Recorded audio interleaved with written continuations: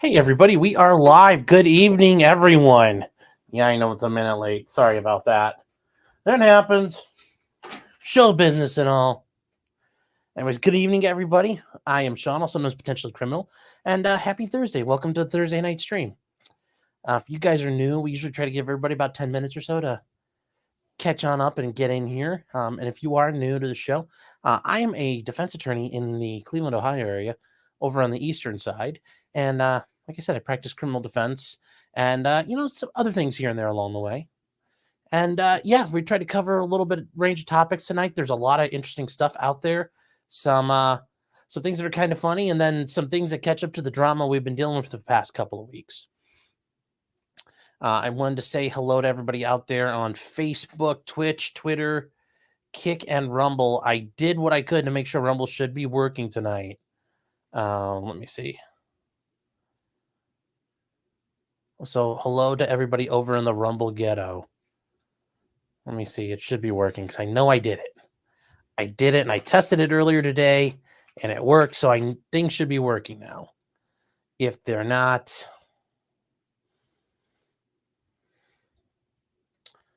let's see. It should be working. Perfect. You guys got what you wanted. Did also want to say hi to everybody here on YouTube and also to everybody over at Locals. If you guys are new and you don't know what Locals is kind of, think about it as a version of Patreon without any restrictions really on what you say you're doing. You don't upset anybody and they don't try to steal your money from you. So at potentiallycriminal.locals.com, just like Patreon, you can sign up and be a member. It's free to be a member. If you wish to support me, you can do so. It's $3 a month. If you buy 10 months, you get 2 months free. If you're not sure about it, you can do the promo code criminal for 1 month free access to everything. We do 2 streams a week. We do a Monday night and then we do a Thursday night. So right after this, we go into Locals and hang out for a little bit, have an after show. On Monday nights, it's kind of like whatever happens. We just hang out. I know on Monday we went 3.5 hours. It was a lot of fun. Time just flew. We just kept going and going and going. So sometimes it's long like that. Sometimes it's a lot of fun. And also, I try to put, if there's news stories that happen, you guys can put them up there. If I see something worth putting up, I'll bring it up. I've done a couple of videos that are, I think a little more fun and more appropriate for over there. I want to give you guys something special to look at and talk about. And also, you guys get to post and talk about things as well. So that's at potentiallycriminal.locals.com. And like I said, we'll be there tonight after this show. Wow, people are starting to spill in here, but I think we need to get to who got first tonight, because that's always important. And goalie was first, the timeless first. Winter Soldier looks like he got first over in Twitch. And then over in Locals, I can't say somebody got first because that chat's been open for a couple of days as somebody requested it. So, wow, you guys are, yeah, I'm not going to comment on all that. Oh, well, I'm just going to catch up to stuff that's been said in the past half hour and not talking about Kurt or Farron. I don't need that. Jim says the first non-gay. Well, hey, that's a very important one. Then Unhung Hero for $2. Thank you for the support. He says, I'm going to come. It's the bird. Don't come. Don't come.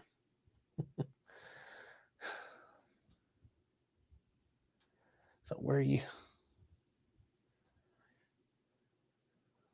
Wow, you guys are like, that's the problem. Some of you guys just like chug along here. I'm trying to catch up. He says, I'll never get a Rumble contract being this late. I know. I'm not. Yes, Alpha Fox saying, yeah, how many minutes do you have to wait until it's till class is dismissed? You know, that was funny because I remember one of my law professors bringing that up. He says, college and graduate school are the only times where if you get less of what you paid for, you're happier about it. And that really did stick with me because that is a weird thing when you're in college. Like, oh, we're not in class today. Cool. Your professor canceled class all semester. You'd be like, awesome. And you're like, wait, I paid for nothing then. So Yeah, I'm muted. Thanks, guys. Didn't work.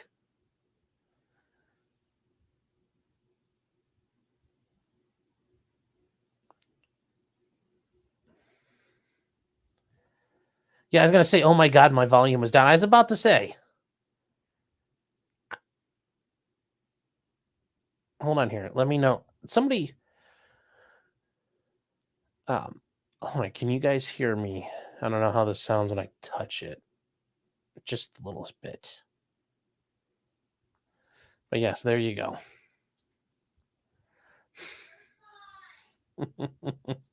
No, I know when I was on locals, people are like, oh, you're messing with the treble. And I'm like, I have no idea what that means. Am I louder or softer? That's all I know. I'm on mobile. Okay, yeah, well, that could be an issue. Dazon said, did Claire Bear ever start screaming again? No. Oof. No. No, the sector went to war with her, and I think she sustained. That was a decisive battle. She sustained critical damage. When all your nudes get leaked, that's a hard one to come back from. I mean, it's like the Musashi when it went down, just taking torpedo hits, boom, boom, boom. There wasn't any help for her.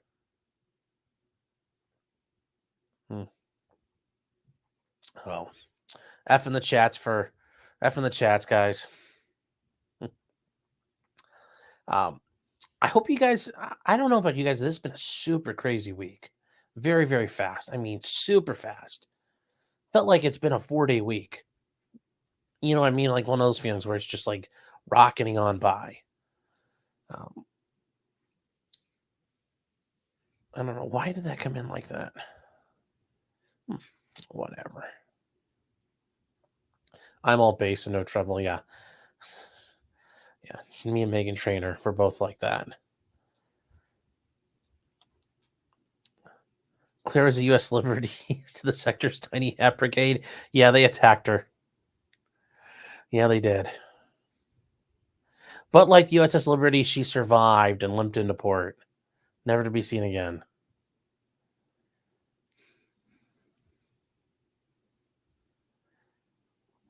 Clay says, did Claire gave us some stray weaponized autism? Oh no, it wasn't a stray. She caught a laser guided bomb meant for her. Oh, it was the weirdest thing. Like somebody tricked her in. Here's something for Minecraft, and she opened it up and it's a Minecraft mod, and it was somebody exploiting all her shit. So, yeah, be careful about that, guys. Be careful.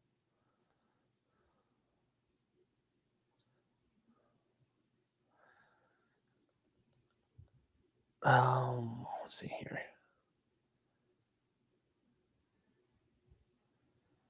Where are you guys?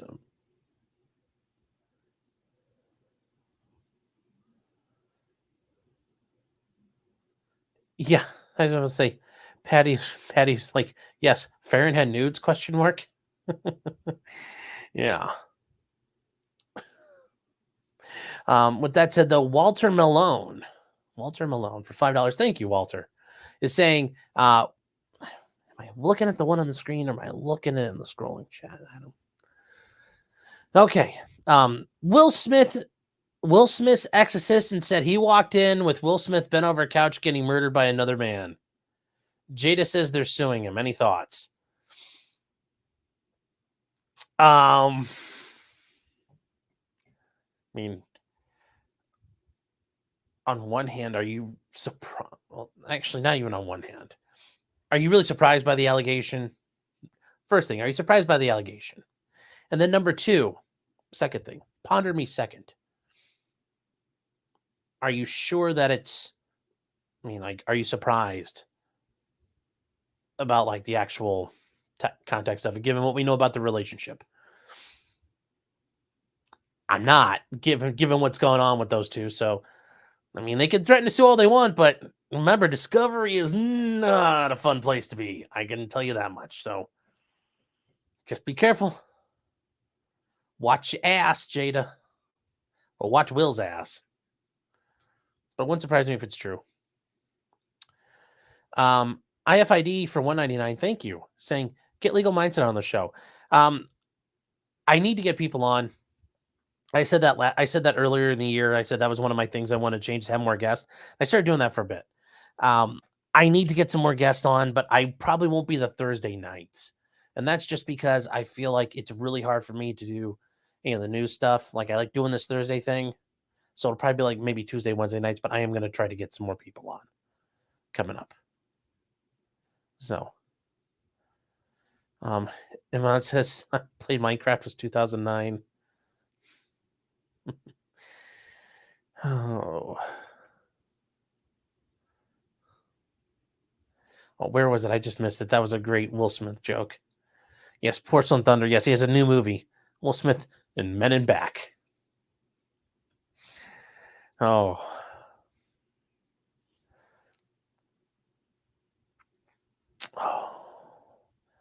D. Dallas says, have I been alive for 4 hours? No, I have not. I've only been alive for 11 minutes and 12 seconds. You need to change the burner phone you gave to me. You gave me the number to and reply to my messages. Oh, okay. I'll check out. I don't always look at Signal. So get Dianne Feinstein on. Probably gonna need a Ouija board for that one. I'm not sure how that one's gonna work. So, all right, guys. Well, I guess we'll start with. Okay. Well, the Snorlax. Okay, I'm looking over on Locals. The Snorlax one's pretty cute, though. It's not too bad. That's not too bad. All right. Oh, so where are we going to start? I guess we'll start with Trump dealing with all of his problems there.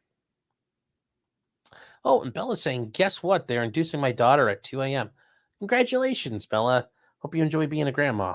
Good to know that's happening.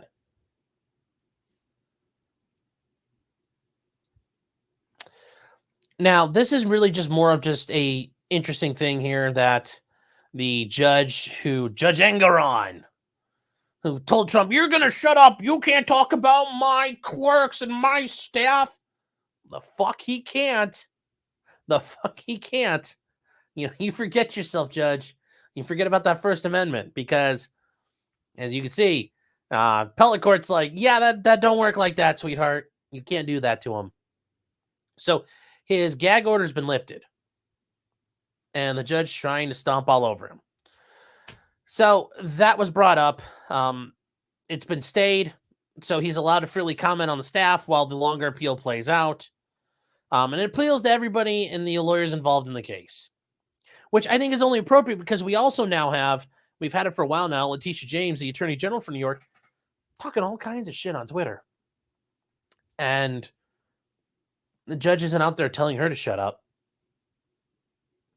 But it'll be very interesting to see what happens going forward. I hope Trump really leans into it and just pisses him off more and more and more because the guy's a hack. I think that's fair. He is a hack at the end of the day. We'll see what happens from there. But that is funny that Judge Engeron got put in his place, and hopefully that keeps happening. But for right now, it is what it is. Now, this is something I did want to get to. Hold on. I got to see what this message is first.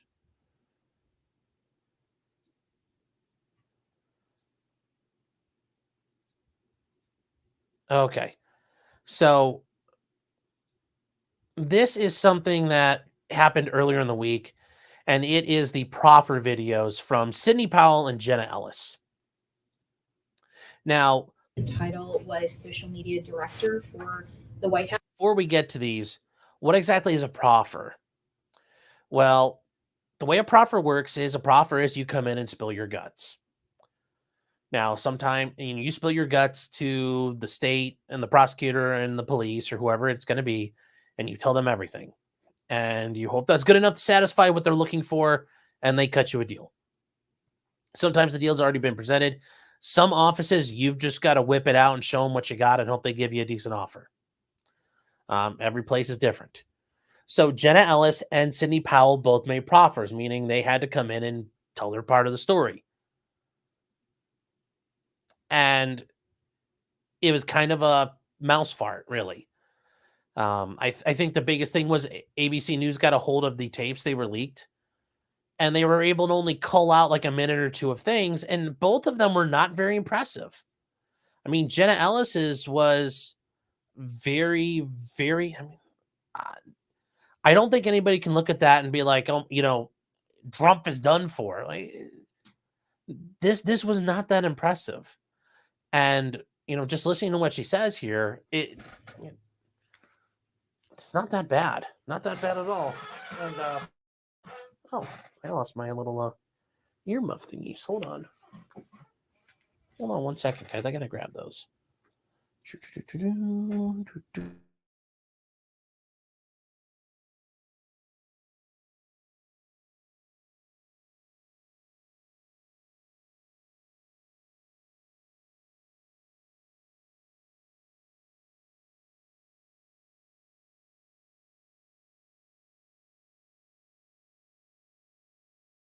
No, I did not eat them. They fell out of the thing when I dropped the earmuffs to start. I dropped my headphones right at the beginning, and they shot out. They got all over the floor. That's what she said. So, there's no problem with these. Like, the ear pads are easy to replace, thankfully. But if you drop your headset, these Bose things, they pop right the fuck out. It's a little annoying. So whoever designed this, you're a son of a bitch. So anyway, here is Jenna Ellis's, for example. It's only 1 minute long. And this, remember, she probably gave a very in-depth interview to the state. And this is the part they clipped out. This is the bombshells. And at the time period where they were going to start to discuss, what was Dan Scavino's role? At the time, I believe his title was social media director for the White House. It became deputy chief of staff at the time that the conversation in question took place. Okay, and when was that? The conversation was around December 19th of 2020 at the White House Christmas party. And I emphasized him. I thought that the claims and the ability to challenge the election results was essentially over, because he said to me in a kind of excited tone, well, we don't care, and we're... Notice the big thing here, guys. Notice that there's a bit of a jump. There's a jump at it. To me in a kind of excited tone, well, we don't care, and we're not going to leave. And I said, well, he said... Here, hold on. We got to get to that jump at it again. The election results was essentially over, because he said to me in a... Notice that. He said over, because he said... What are we missing there? Why is that little part missing? If it's not important, just let us hear it. What context is missing? I don't know. Why'd you have to edit it? To me in a kind of excited tone, well, we don't care, and we're not going to leave. And I said, what do you mean? And he said, well, the boss, meaning President Trump, and everyone understood the boss. That's what we all called him. He said the boss is not going to leave under any circumstances. We are just going to stay in power. So you're saying something that you heard from someone else that someone else... Trump said to Scavino, which she said to you. So now it's... so it's all hearsay. I mean, he said that, allegedly. Allegedly, he said all that. This is it. Well, where are they leaving? Are they talking about the Christmas party? I think Robert Gouveia is right. What are they talking about leaving? This isn't clear about anything. It's not. What are and if you thought this was all bullshit and you took the money, are you trying to claim like, oh, I'm the smart one, I knew it was wrong all along, and I still took all the money, and I was out there running around screaming it was good, and I knew it was bad? I mean, because that basically, you torpedo your entire career as an attorney. So even getting the deferred prosecution agreements, I don't know how that helps you if you're ever looking for clients in the future. But hey, you do you, boo. And I said to him, well, it doesn't quite work that way, you realize. And he said, we don't care. Well, yeah, that's the other thing here, too. They point out he should never concede the election. Okay. And then more importantly, Trump did leave, though. So you're saying all this stuff happened, yet the actions of the person indicated it did happen.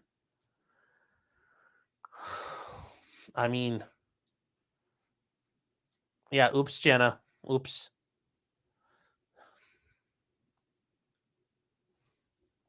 Yeah. Now I will say Sidney Powell's is even funnier though. What happens here? So we're gonna switch to this one. This is Sidney Powell. It's very quiet. It's a lot quieter, but we're gonna listen to the first little bit of it. Okay. Here we go. This is the Kraken lady. There was a big shouting match in which Rudy called me every name in the book, and I was the worst lawyer he'd ever seen in his life. There were no circumstances under which he'd work with me on anything. He called me a bitch and I don't know what all. Well, I mean, so far things have panned out that way, Kraken lady, that you are probably one of the worst attorneys ever. You are a bitch, and I don't think a lot of people would ever want to work with you if they ever could help it. Especially after your Kraken stuff. Like you promised the primo stuff. You promised the finest, product, and you delivered, baking soda. So I love how, and the funnier part is of this, ABC included this because ABC is the one who leaked it all or published it all. They had to include all this to publicly embarrass and shame her as part of this proffer that they had. Like, oh, we just want to just shove that knife in a little bit more. So they're not even worried about like, oh my God, it was an insurrection. They're like, they're shitting on this woman now. And that's pretty much all I remember about that one. Did I know anything about election law? No. But I understand fraud from having been a prosecutor for 10 years. Why do we keep cutting out? Because she was going to say, yes, I thought there was fraud. Notice they had to they transitioned. Because she was going to say, I thought there was fraud. What was President Trump's sense of what you would do as special counsel?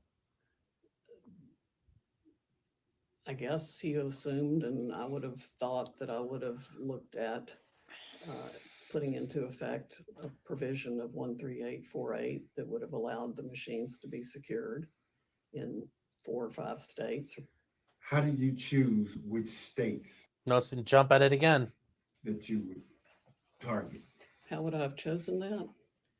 By the ones where there were the most statistical anomalies.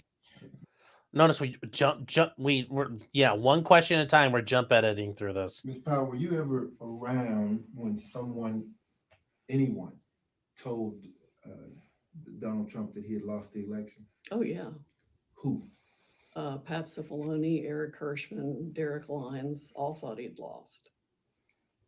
Was that in the December 18th meeting? Yes. What was Another jump at it. Notice none of this is like, well, why'd you keep going? President Trump's reaction when I guess this cadre of advisors would say you lost? It was like, they would say that and then they'd walk out and he'd go, see, this is what I deal with all the time. He was specifically willing to appoint me special counsel. In fact, he looked over at Cipollone 3 different times and said, do I have the authority to name her special counsel? And Cipollone said, yes, you do. And then somebody said, well, she doesn't have a security clearance. So he looked at Cipollone and he said, do I have the authority to? That wouldn't be a problem. He can get her a security clearance if he needed to. That would be at that level of government, it takes 2 seconds to get her a security clearance. But it's, I'm going to do all this stuff is supposedly going to happen. But it didn't happen. Didn't happen. So I know people were scared about this and they're like, oh my God, it's horrible. Like, the farthest I'd want to see the rest of it. Having watched enough interviews in my day, you got to watch more than 2 minutes of it to figure out how bad it is to somebody's case. Like, oh, was she? No, I want to see all of it. And the fact it's jump edited. The editors of this suck. No, they don't suck. It's edited for the effect they want. This is how they want it to come across. It's just like the Simpsons episode where Homer is on the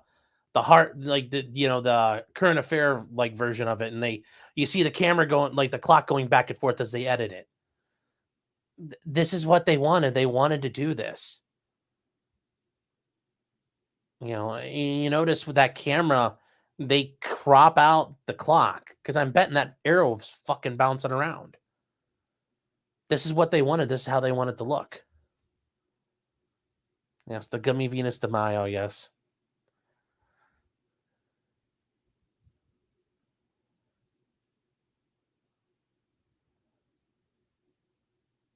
Say they love making cuts. Yes, they do.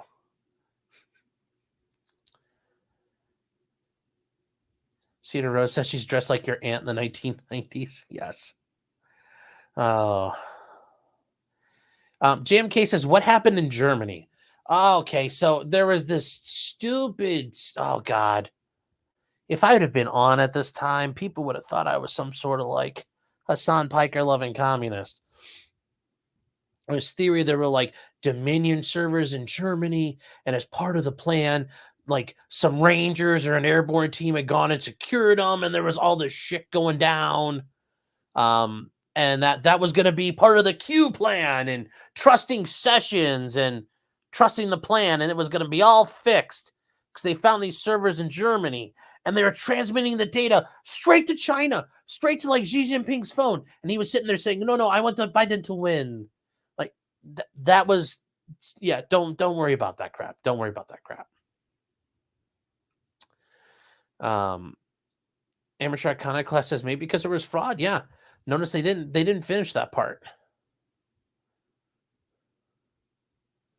Eric Foam says, what did they bleep out? Probably saying he called her a bitch. Which, hey. So. She's one of the smartest person in the world.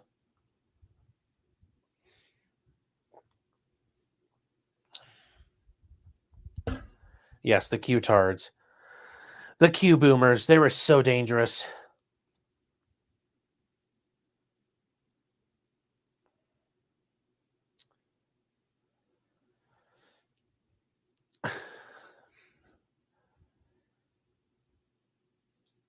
Jim say, why wouldn't these supposedly learned and experienced attorneys talk to the cops? Seems like a rookie mistake.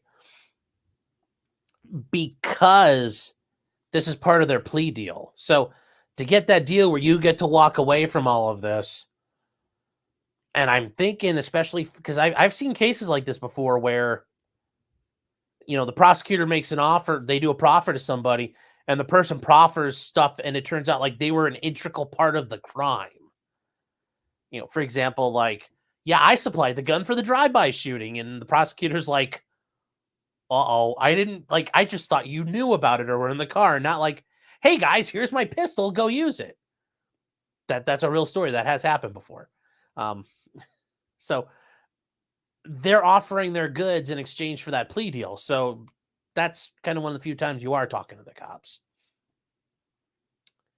So that's one of the few times because that's being done. And I'm sure they have their attorney sitting off to the side, but I haven't seen the whole video, so I don't know. No, I don't think so. Says I'm controlled opposition. God, if this is what controlled opposition is like, this doesn't pay good at all. Oh my God, this is awful. I mean, where are my shekels at then? If I'm like, where's my Mossad bucks? That's what I want to know. Because they ain't showing up.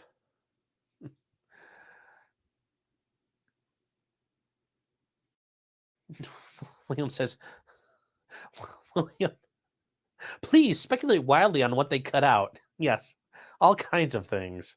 All kinds of things. Oh. Amateur Iconoclast saying like Sammy the Bull Gravano, and Sammy the Bull was John Gotti's consigliere. Yes, except Sammy Gravano went to prison for 5 years. People are saying, oh, it's just like when the mafia flips people. And the mafia doesn't flip people, but the FBI flips mafia members. Those guys still went to prison. Henry Hill's like the only guy who didn't.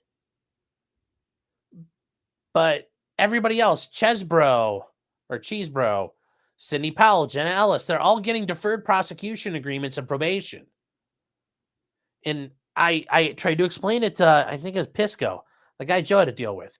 If this was like the worst thing ever to democracy, it was like Hitler and Jefferson Davis, butt fucking in the National Cathedral as they spawned out, some evilness on America. If these people were part of that, like I explained this before, if they're that bad, they're the big bads. They're the baddest of the bads. They were the henchmen, the architects of it. You just let them go. Then wasn't that bad. Wasn't that bad. So.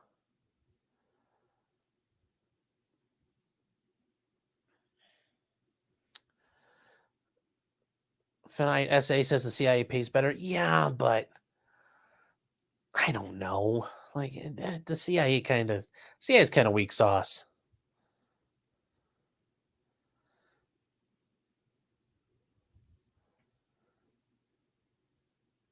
$100K Hitman says I'm the worst Mossad agent. I know. Wait till they start actually looking at what I talk about. Like, oy vey. Kelly R for $10. Thank you, Kelly. I appreciate it. It says, between the COVID hysteria and the stolen election, hell, I was hoping for the plan for a while. I mean, yeah, in the middle of all of that, I mean, who wasn't sitting there thinking like, you know what? I know it's not an episode of 24, but why not?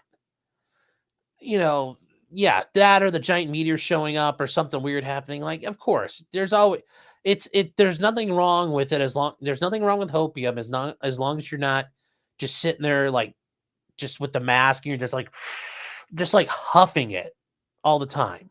That's the problem. Like if you're a Ukraine supporter, like, Brutler's finish. Like there's nothing wrong with saying like, I hope they win. I hope the good guys win. You can't become addicted to it. So no, I don't blame you. And that's why people were still like, here's how Hillary can. It's December of 2020, and it's like, here's how Hillary can win. Still, I mean, we were seeing that all the time. So a little hopium is never bad. A lot of hopium is tragic. So thank you very much, though. I appreciate the super chat. Jim says 5 years for 18 murders is an amazing deal. Yeah, it was. It was an amazing deal. He still had to go to prison, though. And I will say, if you guys ever want to see an episode, Michael Francis, he does an sit down with Sammy the Bull and, oh God, who does he have on? Somebody who didn't snitch. But it's pretty epic. Michael Francis, member of the Colombo family, was like, did untaxed gas smuggling, made like millions of dollars. Did a federal stretch, and he's out now. He does some pretty cool videos. I haven't watched them in a while, but yeah. I forget who it is he talks to, but it's a really cool when they do a sit down there. Francis and Sammy hate each other. Yeah, they do, but they sit down with a third guy and they talking about things, and it's very interesting to listen to the mobsters talk.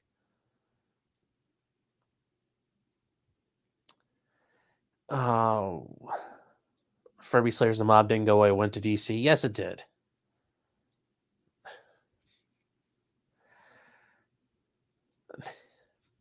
Yes, Porcelain Thunder. Yes, I'm so deep undercover in Mossad.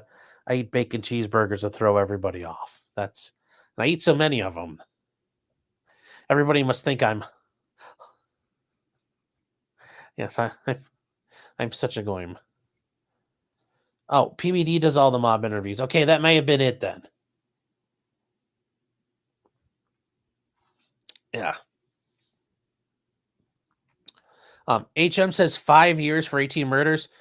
They wanted to take Gotti down so bad because if you guys don't know, John Gotti was on like a winning streak of trials. He had beat a federal case. He had beaten a RICO case, beaten 2 state level cases. One of them for beating the shit out of some random dude on the street because they're like over a parking space. And then he beat an organized crime case that the state of New York put together. And he was untouchable. That's why they call him the Teflon Don. He had won 3 in a row. And then it was the fourth one that did him in. But they wanted to take him down because they were that desperate to win. They cut deals with people like Sammy Gravano. That's the reason why they did it. I mean, he was larger than life, and he was the head of the Gambino family. So he was the boss of, he was the Jojo Di Capi. He was the boss of the bosses. He was the boss. And what better way to decapitate the whole thing than wrap it up there? And yeah, Sammy the Bull put him away, and he testified against a bunch of other people too. And effectively, that was like the swan song of the mafia. And they still exist, they still operate, but after Gotti, they've been severely degraded.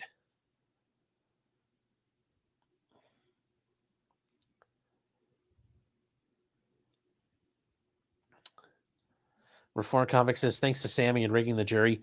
Yeah, well, yeah, that who knows if the feds did that, but yes, John Gotti did that a couple of times. Elf Fox saying, Thanksgiving stream. Yes. Oh, by the way, I should include this. We will be doing a Thanksgiving stream. Yes, celebrating colonialism. Colonialism Day. I'll make a little, you can remember your kids, like you make the little Indian bands, but then you'd also have like the little construction paper pilgrim hats. I'll make one. We'll be colonizing as a motherfucker on the stream. So it'll be a lot of fun. Same time, guys. 9:30. We'll be here having fun.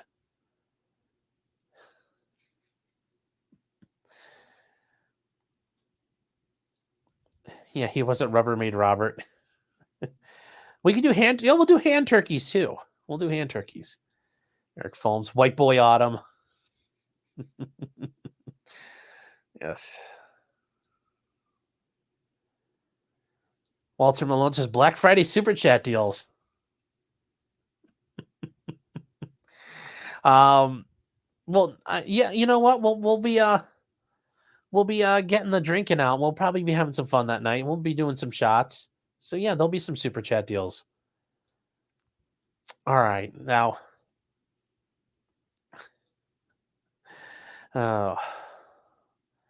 This one I thought was I thought this one was interesting for a couple of reasons. Because this goes to this 440-pound man killed his girlfriend because she left breadcrumbs in the bed. And it's funny because it goes against the joke, it's almost like Seinfeld too, like I kick you out if you leave her cookie crumbs in the bed. Well, this guy got so fat in prison, he got released from prison. So I guess it's eating your way out of prison is it's a bit of a double entendre now, apparently, in Italy. So this guy killed his girlfriend. And here's a picture of him because he was, where is it here? Yeah, he was about, yeah, here he is. He's 260 pounds when he kills his girlfriend. And I can't believe. So he's in 2019, he sentenced to 30 years on the murder conviction. He didn't begin his term until April 2022. They're claiming that over the past year he gained, and he must have gained a ton of weight in the meantime, because I don't think it's physically possible to gain 180 pounds in a year. I mean, I am a fat guy. I admit that. But, what was he eating? Is he eating the cinder blocks? I mean, come on.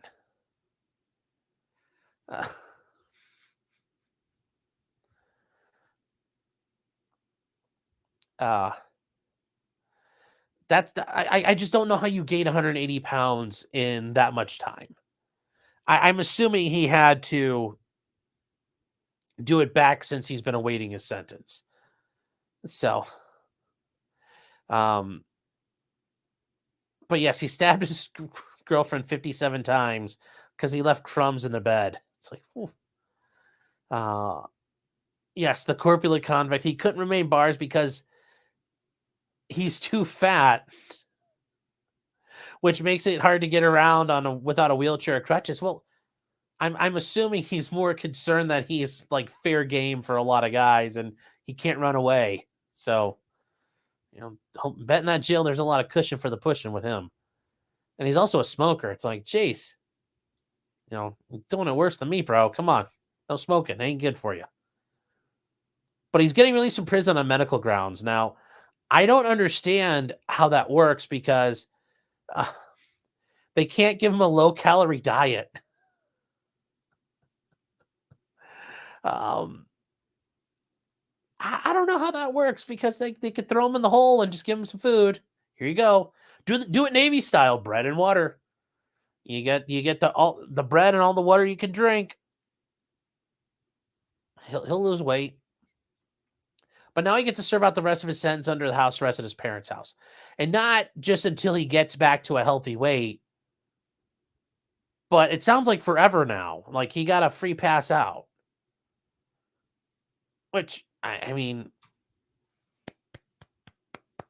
that's a brilliant plan. I guess I eating concrete is worth it, dude.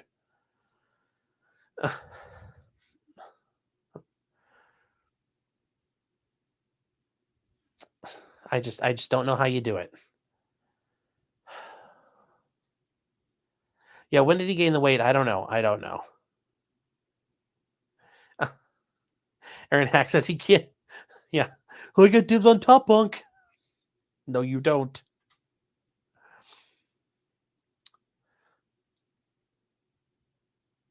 Porcelain Thunder says figures, even the prison food in Italy is awesome. Patty says he ate his cellmate. Oh, I'm sure that happened. I'm sure that happened. Literally.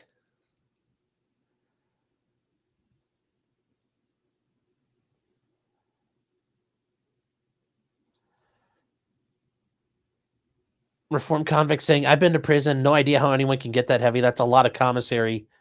You starve just from the trays you're given. Yeah, and that's from what I understand from my clients and people I know. Even if you like the food in jail and the food in prison is just disgusting. It's awful. And not everybody eats it, so they eat commissary, which is like you get chips and pop and honey buns, like not the metaphorical honey bun like guys' asses, but like actual honey buns. That's a separate honey bun. But you get like chips and candy and pop. And if you guys have ever gone on the different prison channels or channels from guys who have been to prison here, like Big Hurt, the After Prison Show, the 23-and-1, like a bunch of these guys, they do all kinds of they do cooking when they show you how they made like nachos and like party plates and all kinds of stuff they would do to make really good food while they were in prison. But yes, the trays, even if you eat all your food, is generally leaves you kind of hungry because it might be high calorie. It's not filling. It's slop and it's a lot of salt. So yeah, I don't know how this guy did it. Yes. Mr. Squiggle says it's like, Sean, you're fat. It's like, I know. I'm sorry you had to learn about it this way, but yes, I am fat. Stabby says, I'm a subject matter expert on this. Bifron says, was this in America? No, this was in Italy. Well, Italy. Stacy says, I might need to go to prison in Italy. Yes. And Billy says he was just, yeah. How much ass do you have to eat to gain that much weight? Although if you're tossing salads, generally it's pretty healthy for you. Hey-o.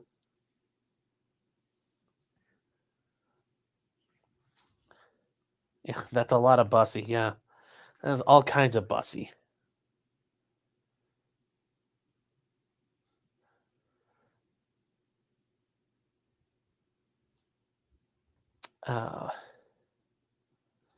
Winter Soldiers, how much Nutriloaf do you have to eat to gain that much? I don't know.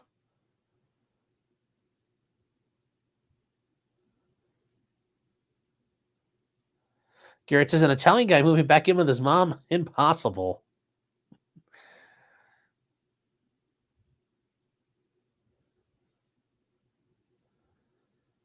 Reform Comics saying in 2 years I got up to 315, and I'm a rare one that actually has a thyroid issue, hyperthyroidism. Damn dude had to be maxed on his store boxing. Owed everyone. Yeah, that's, you know what? That's probably the smart thing too. He racked up. Think about it. You rack up and store boxing is guys who have a Foot Locker full of commissary. They'll sell it to you on credit and you owe them. Imagine if he'd racked up a debt and it's like, sorry guys, deuces, I'm out of here. I'm going on house arrest. That's the ultimate. Well, I wonder how much debt he stiffed guys on, because you get killed for that, but that would be hilarious.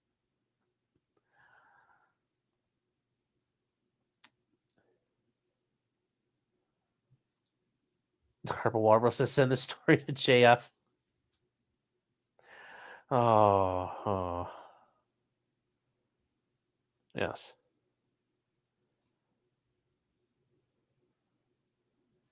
Goalie says you can't drop the soap if you eat it. Oh, yeah. Yeah.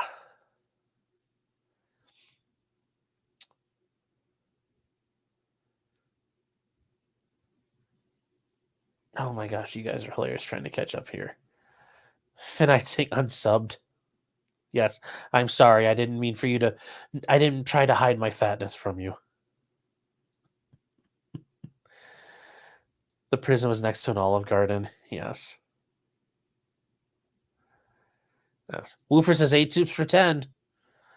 I've had clients running a store. Yeah, and then they get that. You know, one guy had to go collect on somebody who didn't pay, and he had to go the hole for it. So.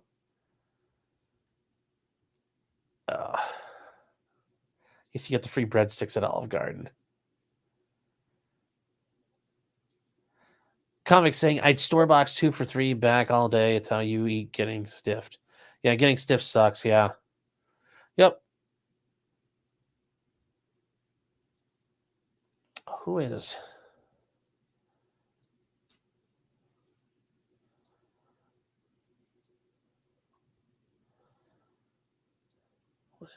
What's not showing up here? Okay, yeah, all right. I just double check it. I thought somebody said Rumble was down again, so. Over Rumble. So, Tugging Me Tubin says, oh, BitChute's different, yeah.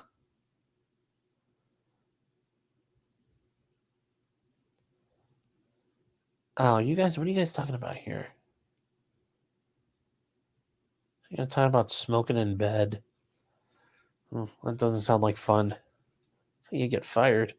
Get a fire going. Are there any updates on the Afroman situation? You know what? I did not check, and we'll do that right now. All right. Well, we are here to the Adams County Clerk of Court. Foreman. We don't want appeals, judgment, lien, civil, criminal, or domestic relations. We do want miscellaneous. F9 727R. Let's check. All right, so docket. Email sent. Nope, nothing new. And I called them I think a week or two ago. I think it was like 2 weeks ago. And she said there's no new updates. So court has not set a new date yet. Oh, it didn't show up for you guys? Oh, here you go. Yeah, there's no new updates on the case out in Adams County, Ohio. So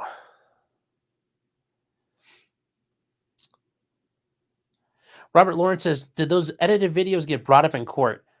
Those are not going to be what's brought up in court. There's going to be generally a whole long interview.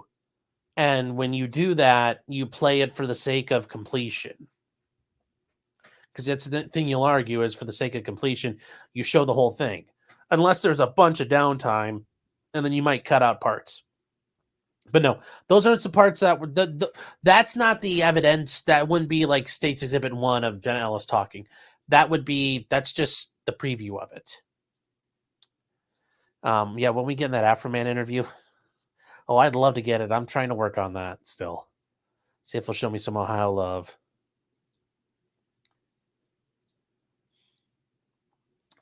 Now, we are moving on to down in South Carolina. South Carolina! We've got the Alex Murdaugh, the Brainwater case. So, if you guys remember, Alex Murdaugh is claiming that the clerk of court down there, Ms. Becky, went down there and started screwing with the jurors, splitting them up, separating them, admonishing them, giving them instructions. Don't listen to him. He's the bad man. And then she could write her own book. So she has filed an affidavit claiming that she was not involved in any of this stuff that Alex Murdaugh's team is alleging. I'm not so sure about that, but okay. So she denied all of it. And I did not tell the jury not to be fooled. I have not seen her actual allegations, or her responses yet. But she did sign it. Now, what happened here, and this is not going to show up, is it? Yeah.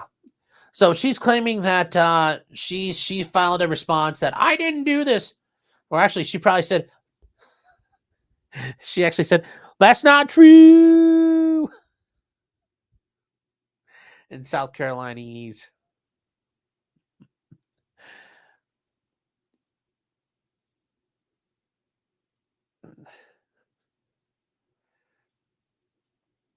So she said that's not true. But we'll find out.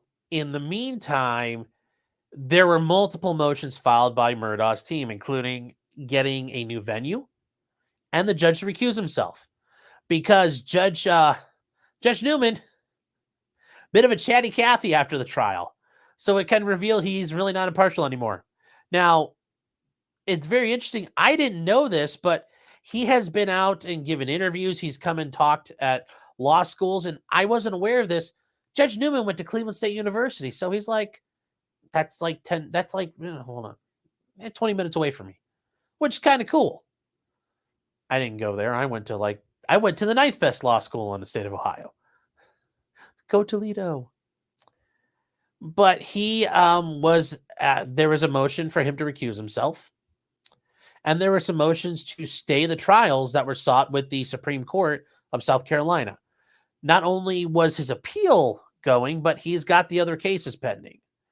Well, the South Carolina court got involved with that Supreme Court, and they decided for Murdaugh, well, here's some good news. They're like, I got news for you.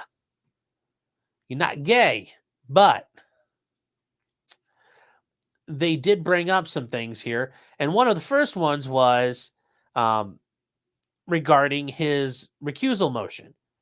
So as the petitioner's motion pending for a new trial, Judge Newman's requested that a new judge be assigned and handle the post-trial motions involving the murder charges. So Judge Newman said, out, I'm done. Fair enough, I quit. I'm not getting involved anymore. Now, he does have a trial starting, that he currently faces 101 financial and narcotics charges, which begin right after Thanksgiving in Beaufort County. So he's got other cases pending.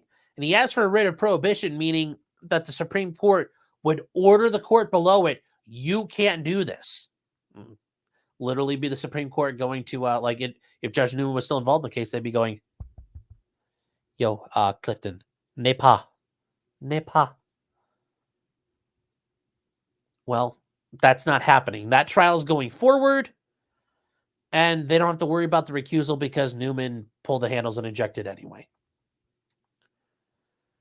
The South Carolina Attorney General's office, you guys remember him, led by the brilliant and esteemed Creighton Waters.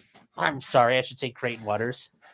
And his team, which acted like they won the Super Bowl, using their corrupt SLED agents who admit to committing perjury in front of the grand jury, and among other things, acting like the dumbest cops we'd ever seen ever in America. Well, they went ahead and they interviewed those jurors on their own, and they did their own investigations. And SLED did such a great job that we don't need to have this trial. We don't need a new trial. We don't even need a hearing. And this is the interesting part of this, and this is for you guys just so you understand. When you write a motion, you're writing for one side or the other. You're going to put things in the light you think is most favorable to you.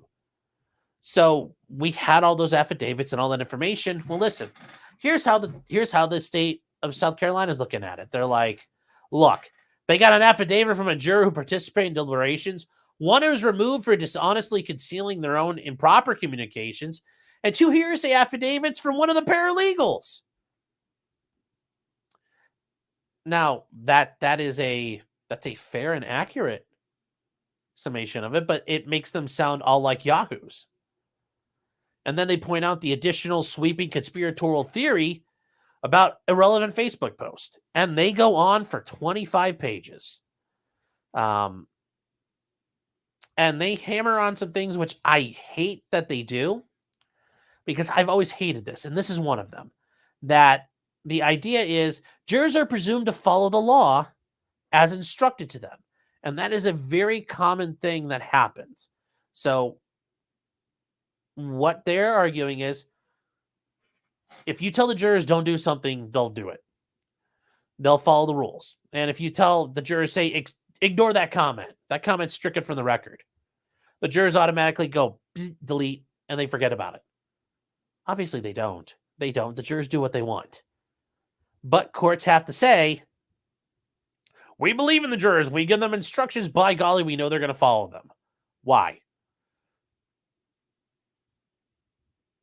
Because, the real reason is because if appeals courts actually, like I said, if they did their jobs, the trial court system would implode with everything getting returned and sent back. But that's where we are with it. So that is there. And this goes on, and they downplay, and their job is to say it doesn't matter. They followed the rules. They did everything they were supposed to do. And they keep focusing on it. Should there be a complaining juror, they should at least figure out whether the communication occurred. The number of jurors exposed to the communication, the weight of the evidence properly before the jury. And this part here, guys, I bring it up all the time. Hashtag harmless error. It doesn't matter. The evidence was too strong anyway. Even if the jury they were going to convict him no matter what. And then and I love how they say this, the likelihood that curative measures were effective in reducing the prejudice. I always love how courts, and this is something I've seen courts say, and I always want to point to the courts, but you just said you have to presume the jurors understand what's being told to them, but now you're pointing out that may not be the case. But you literally just said before, you presume that jurors follow the instructions. You get where I'm going with this, everybody, don't you? It's one of the things that drives me fucking crazy in dealing with courts and when these arguments get made. Because if we really truly thought the jurors believed everything they were told, we wouldn't have this fourth element here. But, what do I know? What do I know? I'm just a schlubby attorney in Ohio. They point out that jury duty is a cornerstone of civic duty, and needless exposure of jurors to litigative stress and impeachment by zealous attorneys. But the attorneys are doing their job representing their client. Notice they're not saying this is all frivolous. They're just saying nobody's going to want to be a juror anymore. They're not saying these guys are wrong. No. They're not saying they're wrong. They're just saying, well, other people might not like this. Oh, no. And particularly with this level of public exposure, which has demonstrated the state is really corrupt down in South Carolina, can only serve to further discourage citizens from really participating in this duty. And I'm sure having people like Hee-Haw Becky running around trying to set things up and ruin the jury experience has nothing to do with it either. That's just me. They like I said, they focus on this and they bring it up again. Throughout the trial, the jury was told not to discuss the case. And this is from the trial transcripts they cite. Look at all the times the judge tells them this throughout the trial. Oh, and when you want to find this thing, you type it in, you type Control F, type it in, and hit enter. Because that's how you do that. The court told the jury they should only to accept the evidence presented. Well, and I'm sure that they didn't. They point out that one of the statements that, Ms. Becky said, don't trust him. It's not true. Well, they said the same thing. They said it during their closing. It's not true. Don't listen to Alec. He put that brain water on the ground along with all that rain. So they go on and on and on and on with this. And I still think this is going to end up going to the end. I think it has to at this point. And I did not even get the chance to finish all of this. This is just the whole case with Murdaugh is just, it is ongoing and going and going. Lemon Party says no one wants to be a juror anyway.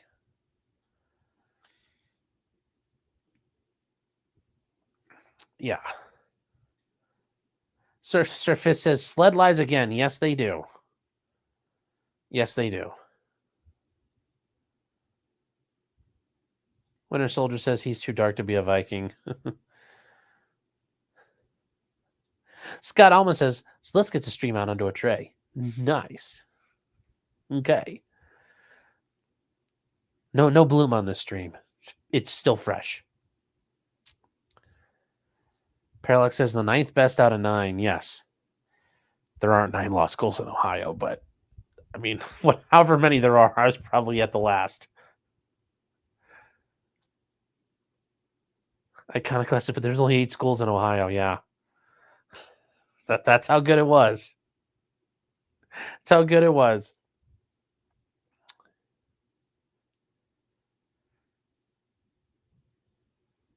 Cedar Rose says, I would love to work in a court.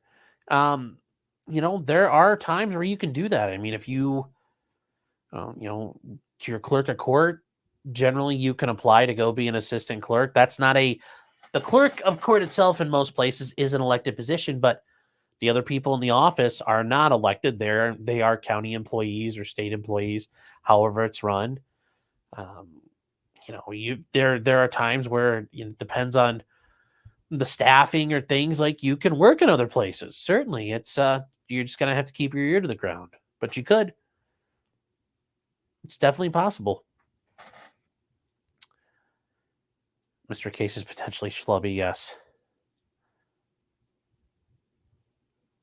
Grimsbar says, couldn't it be seen as how are you doing, Grim, by the way? Saying, couldn't it be seen as witness witness intimidation on the prosecutor's part? I'd love to be able to make that argument, but nope, the state can never do that because they're the good guys. Now, when I go out and interview a victim or a witness, yes, I've been accused of witness and victim intimidation before because I dared to go interview the victim or witness. And why? Because I had a prosecutor say this to me once, that's my client. It's like, but it's not. And the judge had to go, it's not your client. But yes, I've been accused of, I'm going to say, if you're a defense attorney, you're not getting accused of witness intimidation. Are you really trying hard enough? So.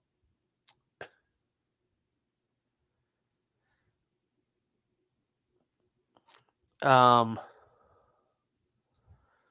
Fox says the state also has the right to a speedy trial. Oh, I'm not going to pick on Emily. I would just say, no. I mean, other than like the Speedy Trial Act on the federal government, that's still subservient to the 6th Amendment. Only one person was concerned about by the framers of the Constitution. Founding fathers were only worried about the guy sitting in the defendant's chair. They didn't give a shit about anybody else. Fuck the state, fuck the judge, fuck the jury. Only one person mattered, the defendant. You know, they saw what happened to Sir Walter Raleigh and what happened at his trial. And that shaped a lot of why we have, America's jurisprudence we have today. So that's all I'll say. I know her and I would definitely disagree, but that's, I like I said before, nothing but respect for Emily and what she does. We just come at it from different angles.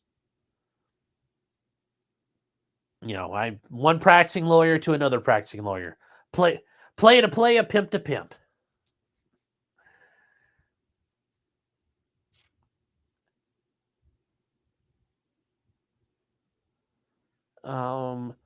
Toxie is saying, I just found out my favorite federal firearms licensee is going to be arrested for allegedly transferring an illegal firearm. Some bullshit about a replica of a machine gun going missing. It got transferred.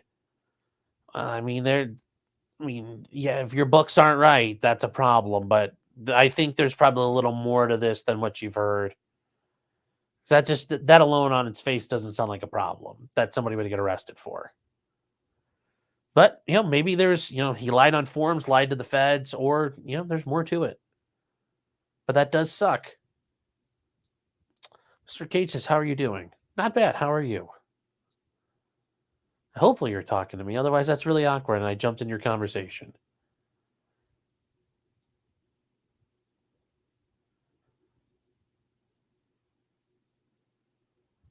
Was Steve in the chat? But no, somebody wanted to get that out on a tray, so we did.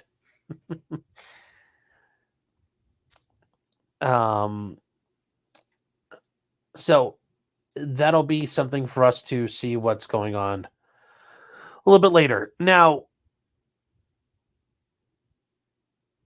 while we're here in the land of trial fuckery, there have been some developments in the Delphi murder case.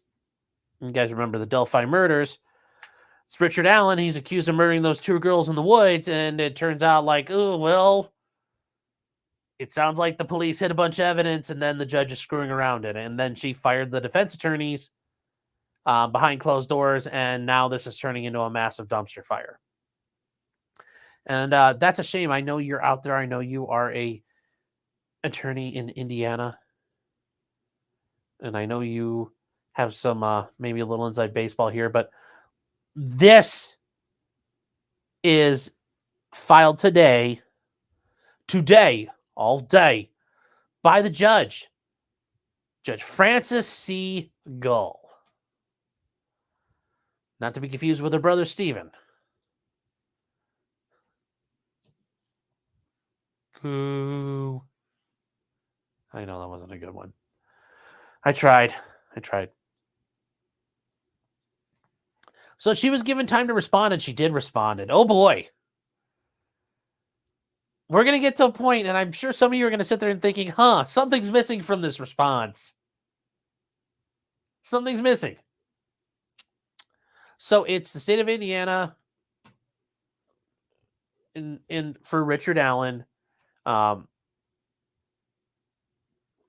versus the Carroll County Circuit Court and the judge. This is an original action in the Supreme Court. I forgot to mention this. I don't know if I mentioned this last week. There was an issue. I forgot about the one thing we need to talk about from this case. Where is it?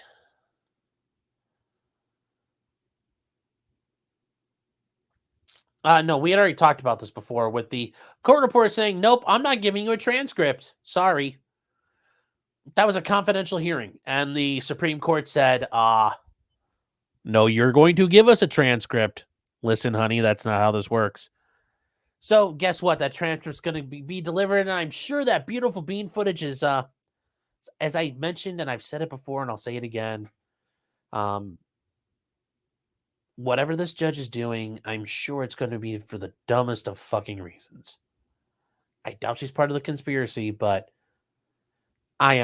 this woman is not inspiring confidence in me in the way she's doing things. This is just absolutely stupefying. The arguments that she's making here are not gonna,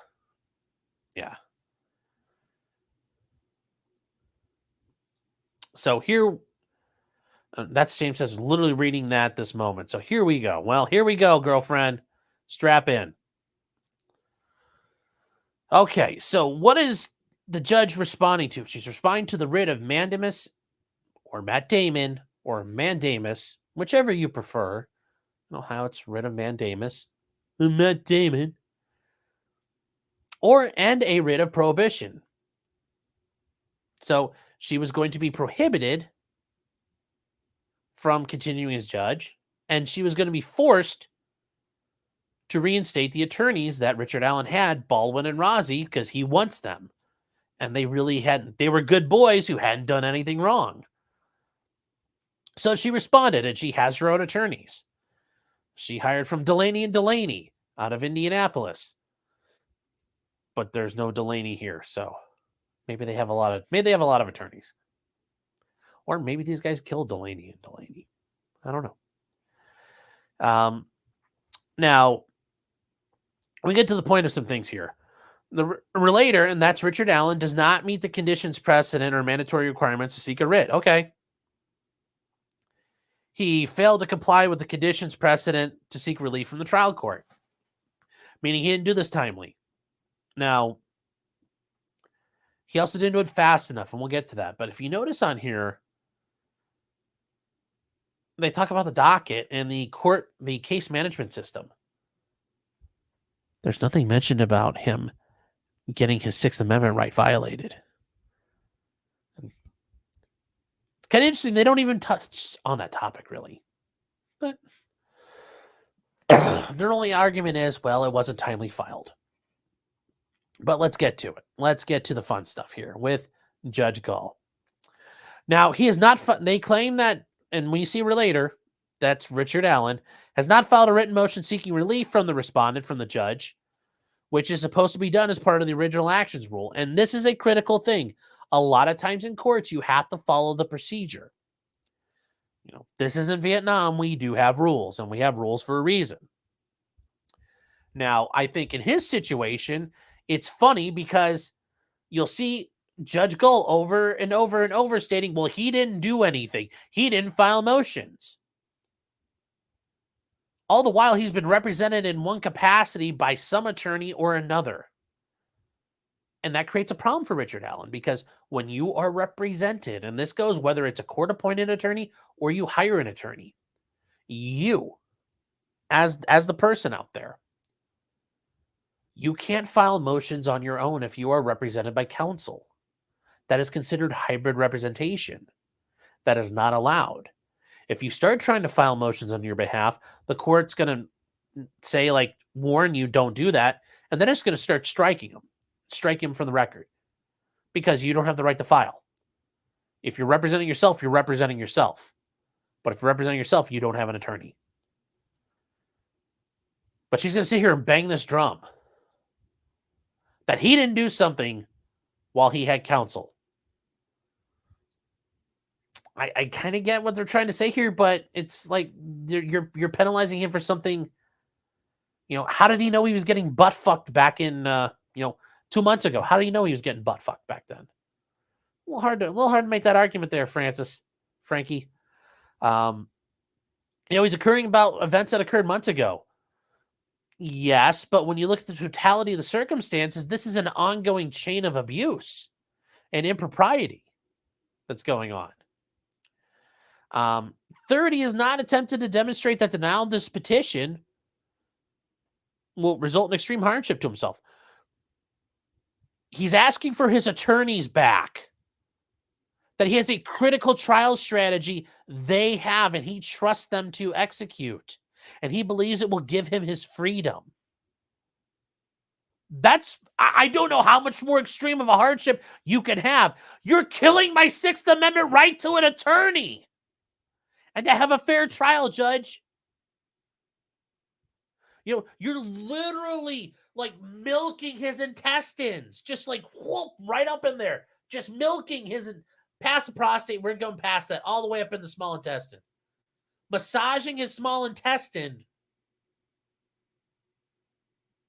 while he's trying to get ready for trial. That's what she's doing to his constitutional rights, just all the way up in there. That's a pretty extreme hardship, I would argue. And he hasn't demonstrated extreme hardship to anyone else. Okay, that one's kind of fair. Although I think you can argue the public having the idea that they think their court system is corrupt and that you can't get a fair shake on a trial in the state is, I think, probably an overriding public policy interest. But hey, fine, word it how you want to word it. It's your motion. I'm just here talking shit about it. She points out that, the judge is the respondent, saying it's not my duty to maintain the case management system. That's the clerk's job. And I'm sure if you tell the clerk to do something, the clerk says, yes, ma'am. I don't think there's many times in this judge and her clerk's relationship where he says, do something, and the clerk says, fuck you. I'm sure the clerk does what she's told. Nothing of the sorts happened here. Finally, it bears emphasis. The court has never issued a writ granting the type of relief the relator seeks here. Yeah, because this is a very unique issue that I don't think has ever happened in the state of Indiana before. I don't think you've had a judge act like a complete lunatic like this before. Yes, it's an issue of first impression. But to make the argument, well, we've never had to deal with this before, I've had to deal with this in court before. And I had to deal with an oral argument once. Well, it's an issue of first impression. And I point out I scored points on this.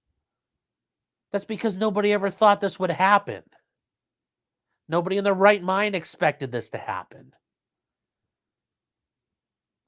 Your Honor, yes, may it please the court. Yes, this is an issue of first impression because nobody expected the appellants to do this kind of conduct. It's that far out of mind and unthinkable. Nobody's ever done it. And in this situation, nobody's ever thought a judge would do this. There's no way, that's never going to happen. Are you crazy? Well, look what happened. The writs are reserved to provide extraordinary relief. Yeah. Get an insane judge off your ass. So let me get to the arguments here that procedurally, there's some issues there. But once again, he's stuck in a position where not even his attorneys at the time knew what the judge was doing behind their back. So how do you do that? How do you combat somebody operating in secret like that? Well, you should have known I was going to fuck you. It doesn't work that way, Judge. And he didn't file a motion because he's got representation. He does point out, this is an extraordinary circumstance, and it is. And it's practically impossible. Yes. I can't do this because you would have stricken my filings because they would have been hybrid representation. And this is the impossibility performance. Yeah. She wouldn't let him do it. And then Alan points out, and the judge is rightfully, she was rejecting their filings.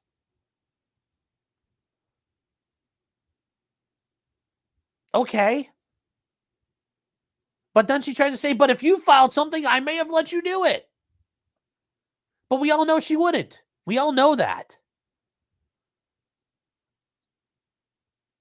And this is a very bad faith argument by the judge. I think this is super, super bad faith here by her. I think it's absolute garbage what she's tried to articulate there. So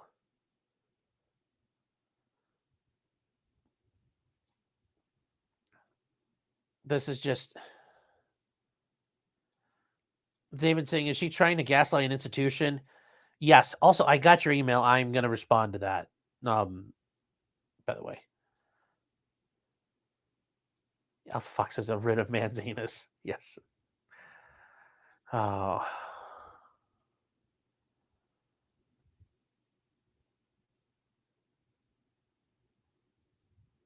So what happened to the volume? I don't know. Did anything change?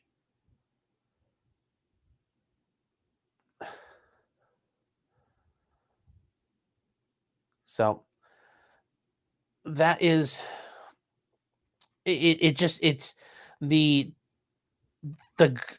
Judge Gull, the gall to make this argument is just ridiculous. Nothing prohibits any of these lawyers who, from appearing with the trial court, including limited appearances, issues presented in this petition, for the narrow purpose of first requesting relief from the respondent. Yes, yeah. Well, you guys have. I'm sure I've been just kicking attorneys out and doing whatever I wanted, but you didn't come to me, so I may have actually let you do this. Actually, no, nobody's gonna buy that. No one buys that. Seriously, no one fucking trusts you that you would let them do it.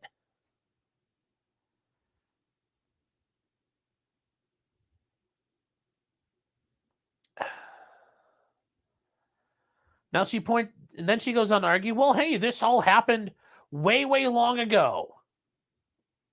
And he had time to file written motion with the trial court challenging their decisions. That one might stand for some of these older actions. But even then, I think the court's still going to say, you need to get your shit together. Like, you have no right to seal the records the way you did. That he didn't file his petition expeditiously. And this is where we get to, yes, if you're talking about these June filings, yeah, that's probably going to get burned. I get that. But the stuff that happened in the meantime, yeah. But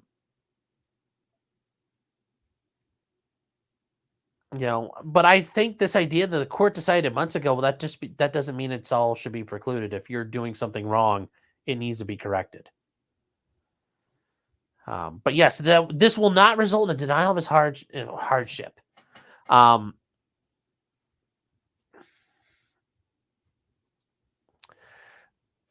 Yes, he doesn't show any facts other than saying, my attorneys and I have a bomb defense. The kids might call it dope. They might call it sick.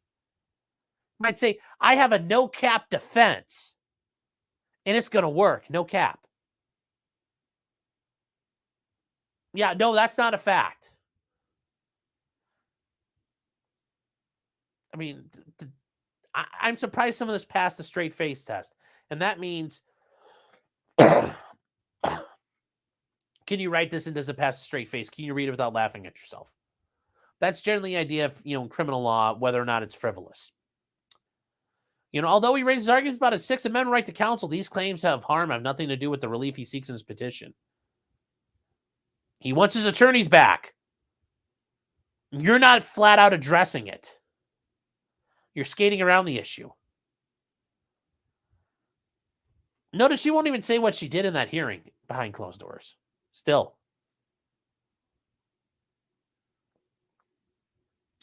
They fail to show what remedies are available by the appeal. He doesn't have his attorneys. That's kind of a big deal. No, well, he can file his own appeals. Fuck you. Fuck you, Judge. Fuck you so hard. This petition fails on the merits. She says, I don't have a duty to reinstate documents filed by attorneys. And this is the part. I don't have a duty to do anything when these attorneys that they no longer represent Richard Allen. And I have no absolute duty to provide the public with access to these records. Oh, God, I didn't even do anything to you, Adobe. And you still shit the bed on me.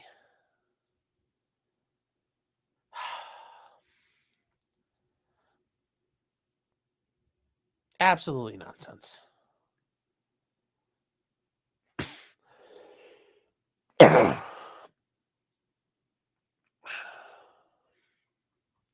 So we need to get down to where she talks about this because I think it's very important. She, once again, this is where, as an attorney, you can look around and I know why they have to say this. Most of the relief that Richard Allen, the relator, is seeking is moot. Notice, most. They're not saying all of it's without merit or moot. They're saying most of it's moot. Oh, golly, what's not moot then? Oh, when you booted these attorneys off and did things behind closed doors that you won't tell anybody about, and then you ordered your court reporter not to provide a transcript for. Huh? Most of the relief is moot, but yeah. Notice what's not being said and notice what's being said.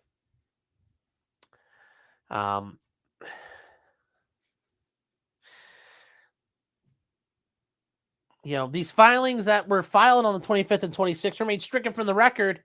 It won't be considered because they were filed by an attorney who was not an attorney of the record for the Richard Allen date of the filing.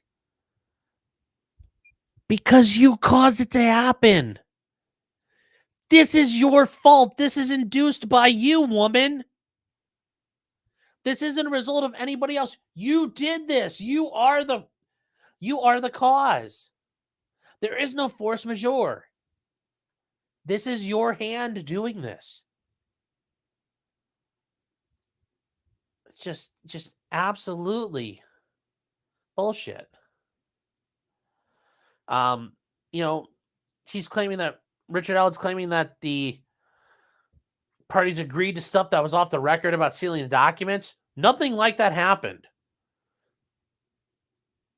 You could show us a transcript and show us that didn't happen. I mean, you could do that, Judge. Nothing like that happened. Nuh-uh. That's not true. Apparently, that's what the defenses are tonight. To everything. That's not true. That's not true. And they're asking, yes. Notice what they didn't talk about here, like nuking these attorneys and doing all that shit behind closed doors. Notice that's not here. And why is that important? Because when you talk about, they're like his brief. This is for Richard Allen. Okay. What did his attorneys talk about? What did the people there talk about? The trial court removing his chosen counsel over his objection. That they were still disqualified. And that the court lacked any authority to remove the team. And then he had a third-party strategy of seeking guilt for a third party. Nope, he doesn't establish any facts. Nope.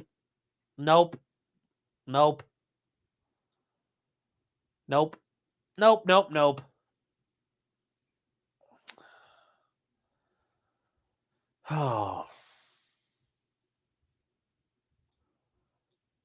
This is a judge for you. This is a judge in America doing all this. That's a shame for $4.99. Thank you very, very much. I appreciate it. Saying, oh, wait, isn't this the more boring case about the docket? The Sixth Amendment was filed later, but I don't know, still on Doctor Order Sleep. Couldn't finish reading.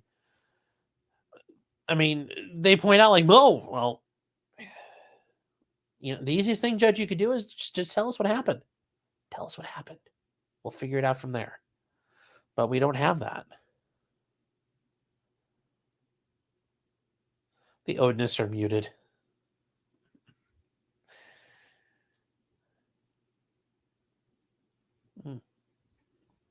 Yes, it's not true.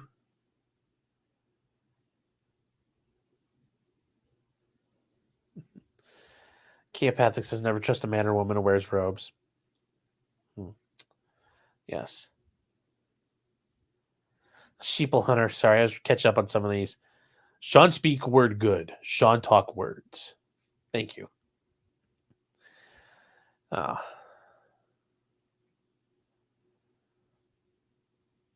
Patty says this case is under siege. Yes. Yes, it is. Alpha Fox saying, notice. Okay, yeah. Okay. Did I say it? Notice what she does not say or how she phrases it. Okay. Notice what she does say, but also notice what's, you can look at the words being said, but it also tells you the words not being said. Things are worded specifically. Every bit of that was carefully chosen. Most of the points are moot.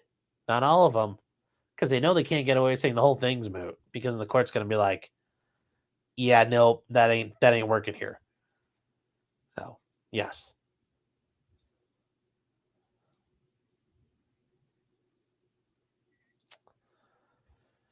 It would be funny to see if the attorneys in their response attached some of their previous stricken unfiled documents.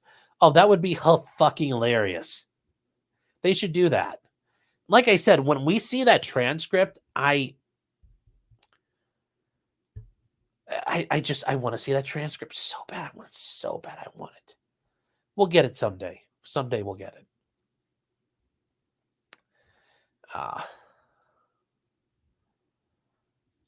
Where are we at here?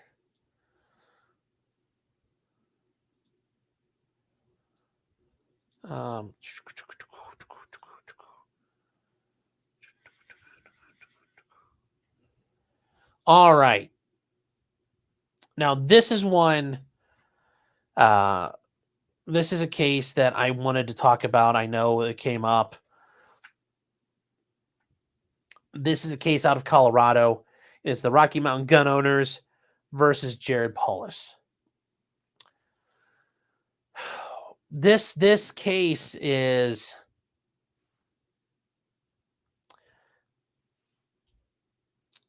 if you ever wanted to hear a judge use a Redditor level argument, this is a Reddit tier argument. 100%. So Judge Kane, this guy's a Jimmy Carter appointee, but he is acting in the finest traditions of Reddit.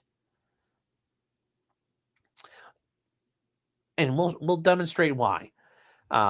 This is challenging the minimum 3-day background check and minimum 3-day waiting period. Now, we get to the argument that's the critical arguments here. So, it is the plain text of the Second Amendment. Now, the plaintiffs claim that the words keep and bear in the Second Amendment are implicated by the waiting period required by the Act. And then the judge, as a true Redditor, goes, well, actually, it doesn't mean that.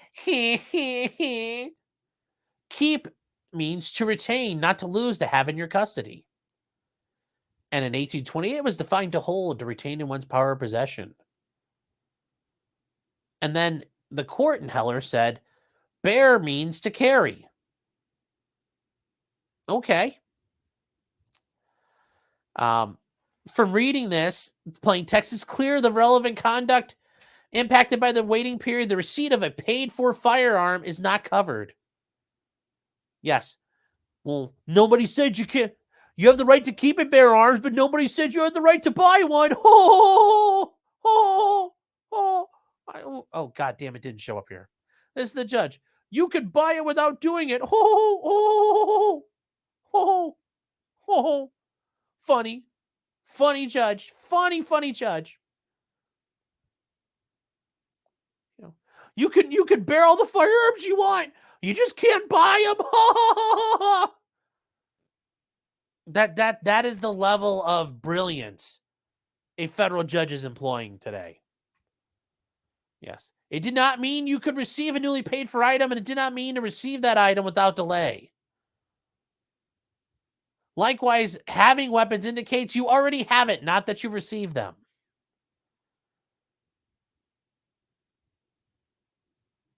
Fucking Reddit tier argument. Such bullshit. Yes, and the purchase and delivery of a firearm is not integral to keeping or bearing them.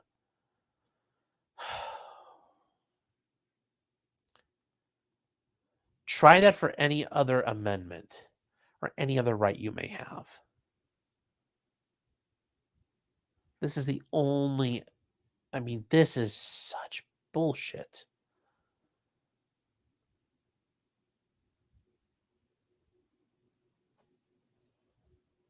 This is, yes. It creates the opportunity for you to have a weapon. It doesn't mean you're going to. And does the plain text cover this? It means it does not. Yes, this judge, I guarantee you, reads and squeals to the heavens about the concept of originalism until he found a way to use it. Now originalism's okay. Originalism's back on the menu, boys. Such absolute obtuse horseshit from a judge.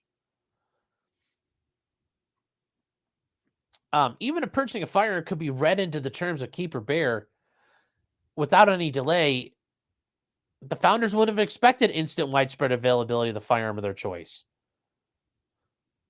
Yes, imagine that. Before the Industrial Revolution, firearms were a complex mechanical instrument that were made by hand. Yes, it might take a little while. But what did they do?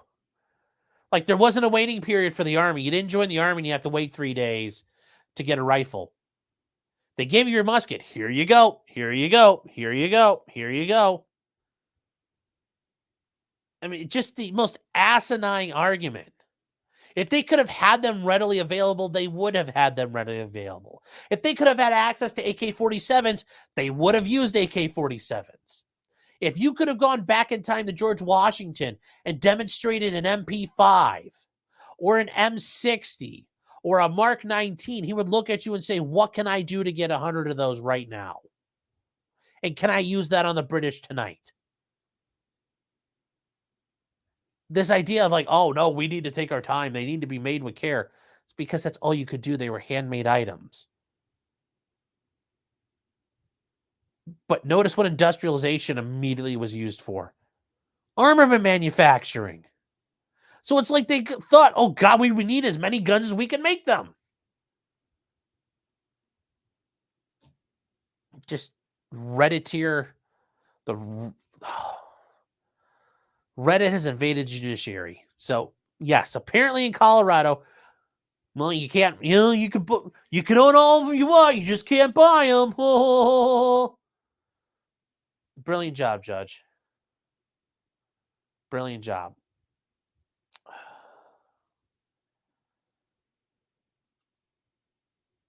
Mystery Sniper says, we have 7 days waiting here. Yeah. Samuel Williams, the founding father for 499, is saying, a Jimmy Carter judge, is he 120 years old? No, thank you for the support. No, but he's like in his 90s. So he's on senior status, meaning he still gets to be a judge and he still gets to have an office and he still gets a clerk, as long as he keeps up a certain level of cases. But no, that's why when you hear like a circuit hearing en banc, there's like 30 some judges because a lot of them are senior status. They're partially retired. But even in district courts, you can be partially retired in senior status.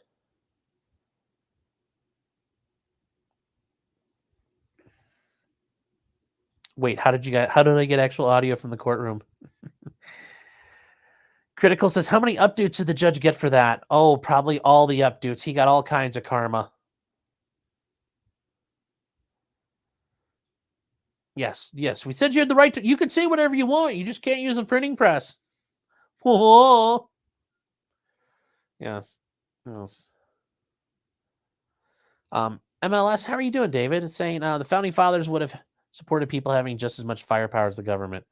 Yes, but I've said it before. If you showed up back in time to Trenton, well, assuming they didn't think you were a witch and tried to kill you, or thought you were a British spy, but you sat there with an AR-15 and just ripped off a magazine of it, they would have been like, where can we get more of these, like, right now?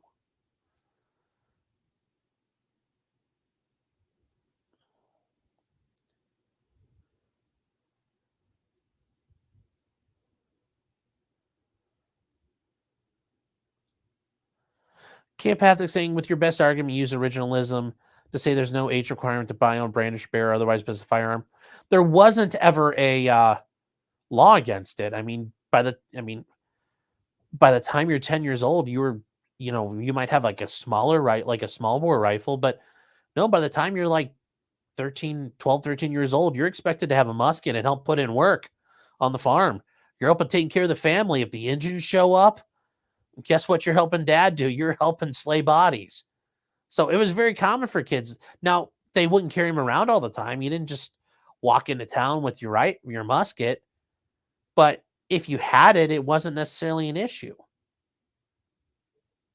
But if you saw like a 6-year-old walking around the musket, I'm sure that would have not been acceptable. But that would have been the community just enforcing its own rules. Yes. Robert says all the British in chat are sad now. Yes. Garrett Pace, Washington would say, "Cute, where's your fucking artillery?" Yeah, and then I just stand there like at 400 yards and just go, and I'd literally break. That would break an army because that would look like magic at that point. So, Stabby says, should we just steal them? Yes. Yes. Well, if you can't buy them, does that mean I could steal them? Good point. Yeah, because I can go in front of that judge and be like, well, judge, it's like the one guy who's makes fun of the Reddit accounts. Well, judge, you said we couldn't buy them, so I guess that stealing them's okay. You didn't say that was illegal.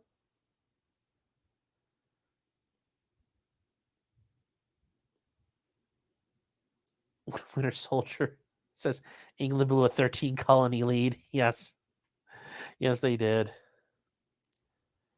You guys are talking about eating armadillos and alligators and Rumble. Jeez. Oh.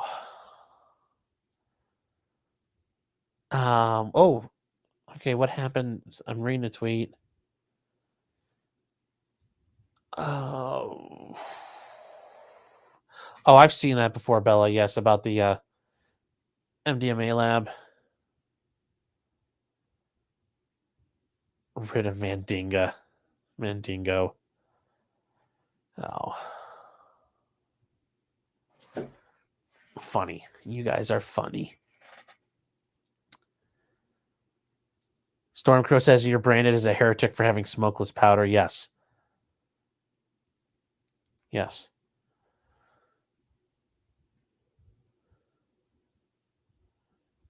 Stacy said, don't eat armadillos. I know. I've heard that they have like leprosy. They transmit leprosy or something like that. So yeah, don't eat armadillos. They can be dangerous. Now, what I want to get onto now is this one's a bit.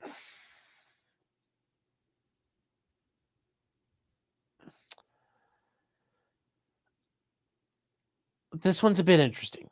And this is the one for what happened in England with the hockey player. Now, if you guys don't remember this happened a while back. Hockey player, he was, from America. His name's Adam Johnson, was playing hockey, and he got his throat slashed open with a hockey skate. And he died. And if you guys, I know we talked about this before, but an ice skate, if it's sharpened, is really fucking sharp. It is, razor sharp. And, I played hockey as a kid, and those of you who've ever played hockey or ice skated routinely, there's nothing better than having freshly sharpened skates. I mean, you can just dig into the ice. It's like having brand new brakes and tires on a car that you can, do all kinds of cool stuff with. But if you guys aren't aware,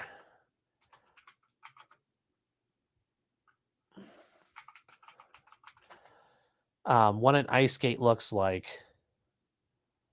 Here's this actually.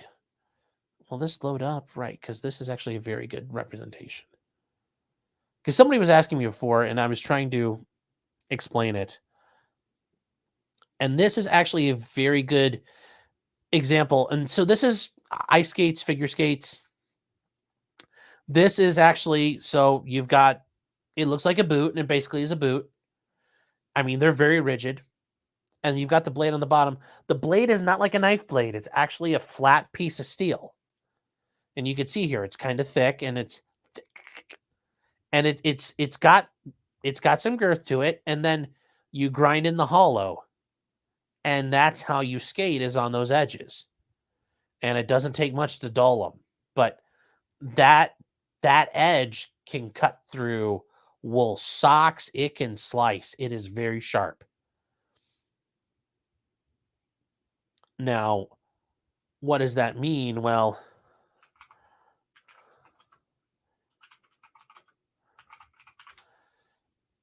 it will cut you open. And I'm trying to find that video because the problem is I don't understand why it's potato camera filmed. That still doesn't make sense to me. You'd think at this point we'd have high quality footage of it, but we don't. And it's a bit frustrating. So what I'm going to do is show it to you guys here. So this is the video, and we're going to slow it down a little bit so we can watch it. The guy you're going to see here coming through. Now, this guy here in red is a guy named Matt Redgrave, and he's going to slash Matt Johnson. This is Matt right here. And this is the problem. Even when you zoom out, it is potato quality. And here we go. As you can see, his leg goes up into Matt's or Adam's face, and there it hits him. And from there, his throat slash. It's not very good quality, but that's what we have. So what happened? He's been charged with manslaughter. I didn't think this was going to happen. Now I know people are saying like, "Oh, well, there must be some more evidence out there," and I kind of get the feeling that the British police did a lot of investigating, and I'm assuming the guy who did this.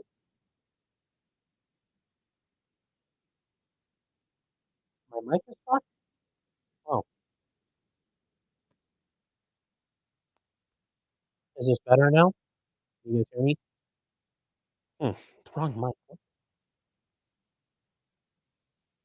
Yeah, okay, this should be working better now, right? The audio took a dip. I'm in a fishbowl. You're not muted. I get switch to my webcam. Are you sure? We need more war. All right, guys, hold on. We're trying to figure this out here. Let's just, everybody needs to chill. We're gonna take a breath. A loose cable. All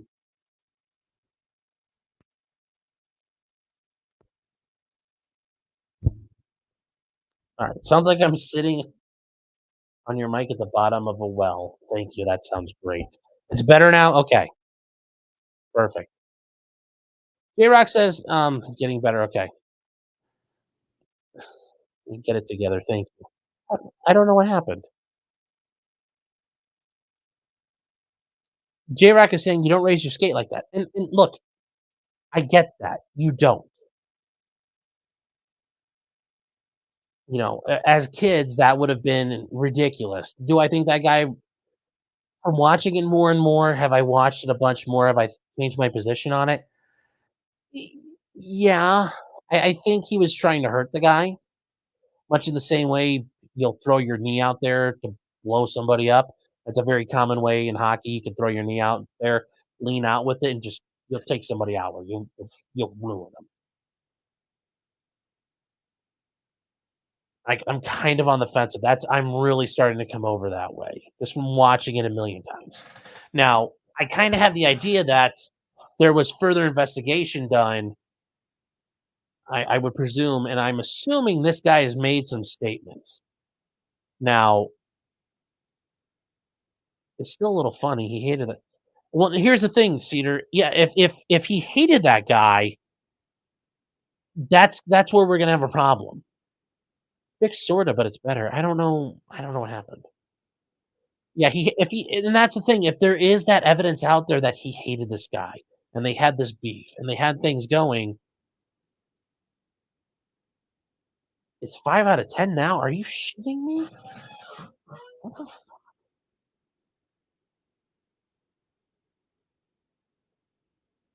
Hmm.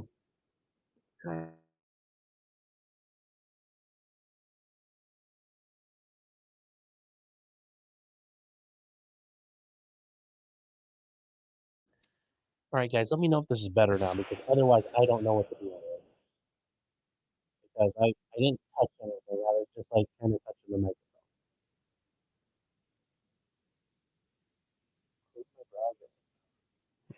Is it better now? Going in and out of quality. It got even worse.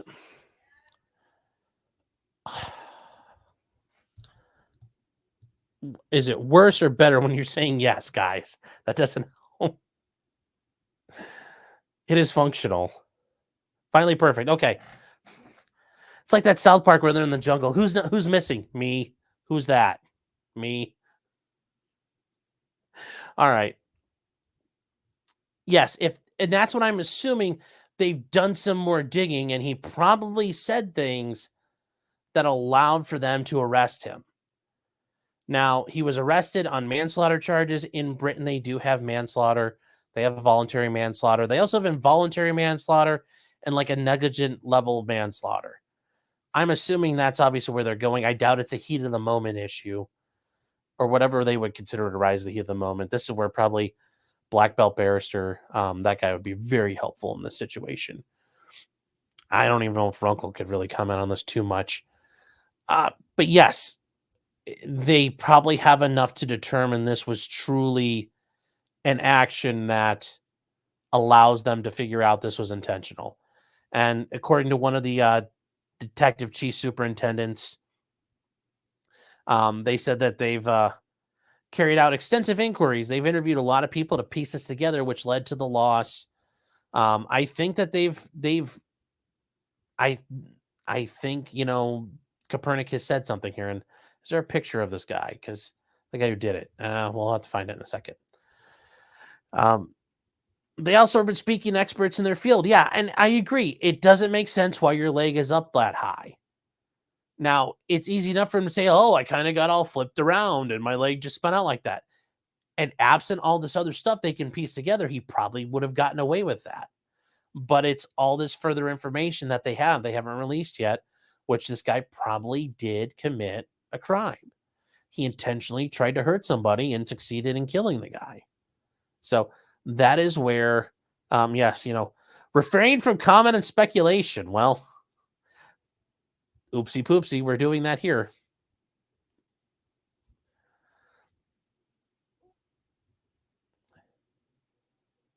So, you guys are saying it's better now, just leave it alone. I keep going in and out depending my distance from the mic. I'm trying not to move.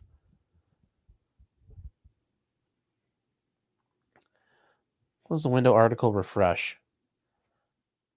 Okay, well, here, we'll stop sharing it. I'll stop sharing it, see if that helps. I sound like Joe Biden. Iman says, oh, no, they don't hang people in the UK. They haven't done that in a long time. They abolished capital punishment in like the 70s. Stormcrow 900 for $5. Thank you, by the way. Thank you for the support. They're saying, wow, that looked pretty metal. Did they apply a tourniquet to his neck? That should have stopped the leaking. No, you can't apply a tourniquet to somebody's neck. That will kill them. You can apply a lot of pressure and hope you can get them to a hospital where they can do whatever they got to do. But yeah, there's no tourniquet there. There's it's I'm assuming he was absent of having that happened inside of a surgery in an operating theater. I'm doubting he was going to survive the amount of blood loss, and I'm betting the amount of damage he suffered. Because when there was one video I saw was a little better, the extended clip of that, and it's just he's bleeding, he leaking everywhere.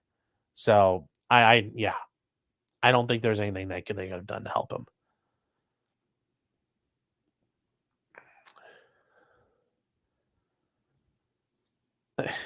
Him says he better get a good barrister. Roy. Yeah.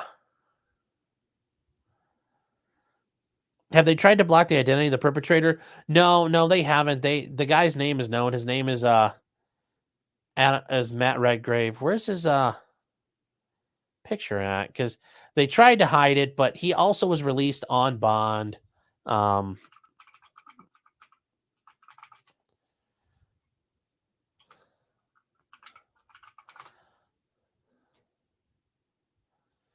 Where is it?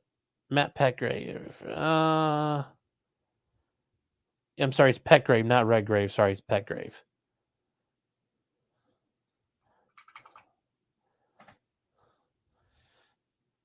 He is where is this showing up here?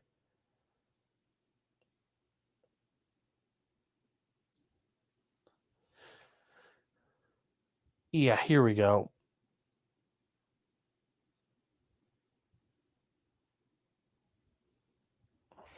So Where's his picture at here?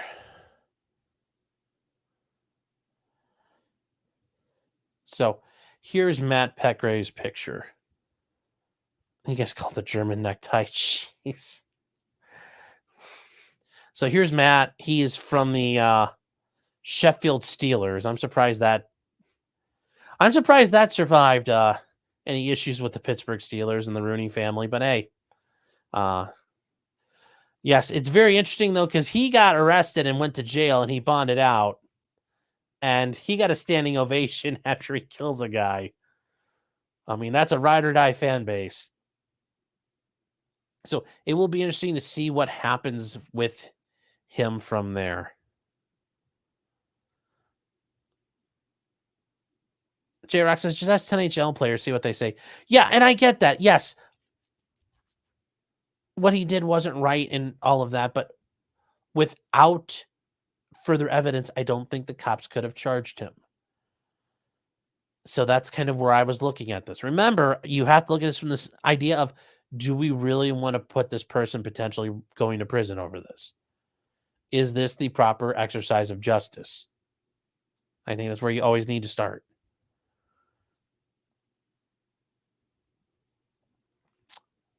Yes, Clint Malarchuk lives somehow. Yes, Clint Malarchuk was the goalie for the Buffalo Sabres, and he got slashed through his throat. Not as bad as Adam Johnson, but it also helped that there was a former Vietnam veteran who was a medic who helped stabilize his bleeding and helped him skate off the ice as he's holding in his throat guts. That was an entirely different situation there. Emma's Currency says stick a thumb in it. Yeah. Yes. William says all the neck water got out.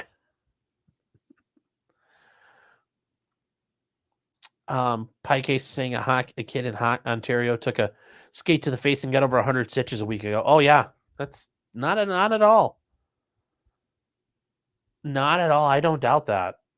That would be rough. William says, with a name like that, he's killing pets too. Fernando says, how long ago was this? This happened within the past week. Oh, it said Steelers, Sean, not the same. Oof.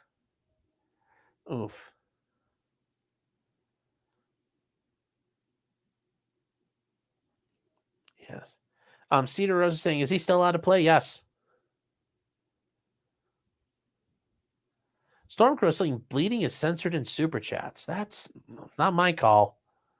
Not my call at all. I'm not I didn't do that. Sheeple Hunter says hockey is greater than all other sports. It's the sport of kings. It really is. Gyro saying, as a paramedic, throat guts is an acceptable medical term. Yes. The amateur iconoclast is saying, seriously, why no neck guards? I mean, why? Because if you ask most of them, they don't want to wear them. They're uncomfortable. They can't move their necks. It's not free. Because they're gay and they're not pussies. It's the same reason why the NHL after a while said you have to you've got to wear helmets. And I remember into the 90s, oh God, what was the guy's name? He was in the St. Louis Blues. And see, this I can tell you guys, I am a hockey fan. There was a guy who played without a helmet. There was a player without a helmet. What was his name? Yeah. Craig McTavish. I remember, yes. Dude was playing hockey into the 90s without a helmet on. Because he had played so far back that it wasn't mandatory. And when it became mandatory, he was already playing. They said, you don't have to wear one. And the dude played hockey, full contact in the NHL without a helmet on. You know, he said, you know, and the guy's like, anytime I've gotten hurt, a helmet wouldn't have helped. So he played hockey, and they're shooting hockey pucks, which are melted down tires, chunks of rubber, like 100 miles an hour, just flying around, sticks flying around, the boards, and then that ice, which is as hard as concrete. Nope, not wearing a helmet. And then after a while, the NHL said, well, you got to have a face, like part of a visor. Guys are like, fuck that, I'm not wearing one. I mean, that's just the nature of like the rules when it comes to that stuff. I'm sure a lot of those guys are probably going to start wearing, neck guards and gorgets, playing hockey. But, it's all safety equipment. It's the reason why people don't tie off when they're climbing things at work. And they don't lock out and tag out because they're like, fuck that. That's the only reason why. So. Oh, you guys got Greg McTavish. Okay, you guys were on there. I was use throat guts in a sentence. I already did use throat guts in a sentence.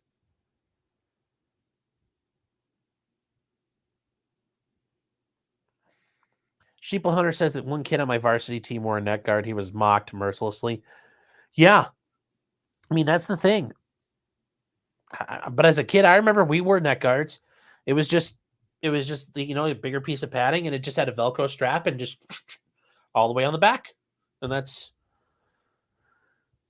that was what we wore. So, I mean, really a skate could have got in below it or above it. But yeah, you generally had a big protection. It was kind of like wearing a big sock around your neck as kids. So yeah, I mean, it doesn't surprise me that guy would have been mocked. That's well, you're being a little homo, you'll be okay. But think about it. Back at originally goalies didn't wear face masks. That was a thing. The Jason mask was a revolutionary breakthrough in equipment for goalies. But for a long time, goalies did not wear face masks. And just think about that. And I'm sure the guy who think about the first time he wore a face mask, like, oh, you're being a little bitch.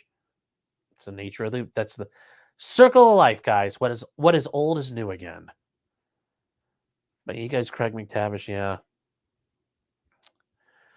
Sure, Fox is a true hockey fan, forgets the guy's name. Well, don't remember them all. Brett Hull always wore a helmet. I don't think he played without a helmet.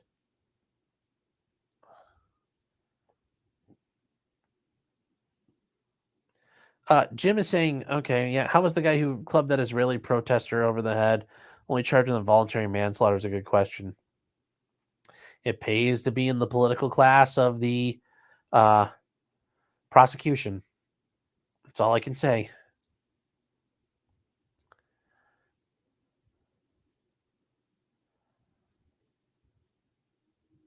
Yes, they're going to be wearing mandatory panties soon. Yeah, so they keep wearing helmets.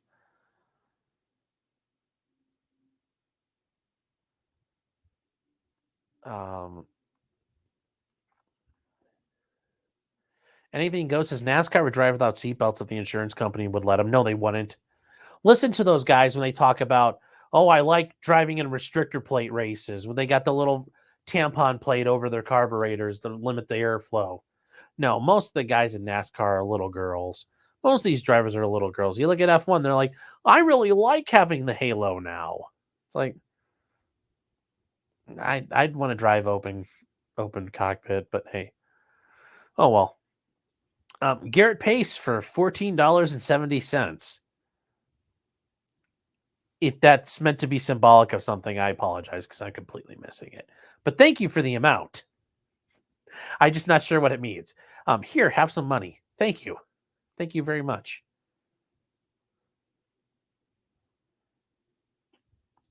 Stabby saying, I worked at a place that instituted hard hats, and after 30 plus years without them, and there was a ton of pushback. Because I had an outside job at the time. Yeah, I mean, yeah, not at all uncommon.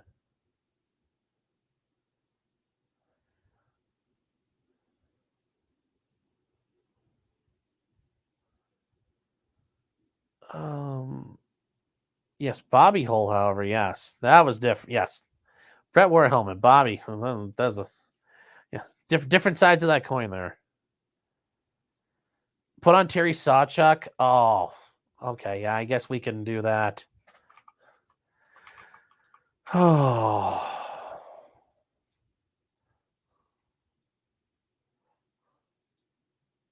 Where's a good HD picture of him? Yeah, here you go. Here you go. Here's good old Terry. Terry Sawchuk, legendary goalie.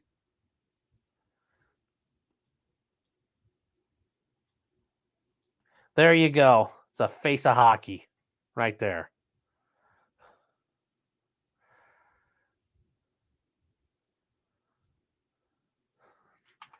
He was goalie for the Red Wings.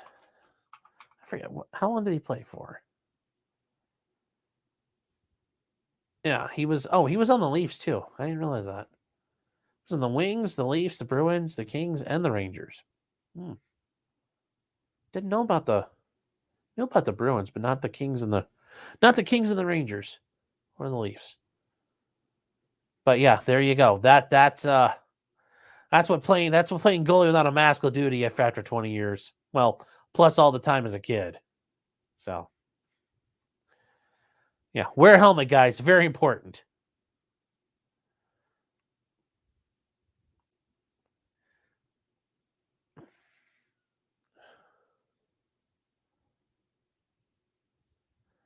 Well, he says most of these guys are little girls.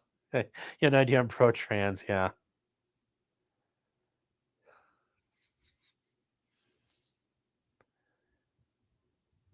Petty says Detroit sucks. Take that back. Take that back right now. See, does he have any teeth? Yeah, he still had his teeth. Some. So. All right. So yeah, there we go. I like I said, that whole situation changed me around a little bit there. Okay, I gotta. Oh my God. These Pixar memes are absolutely hilarious.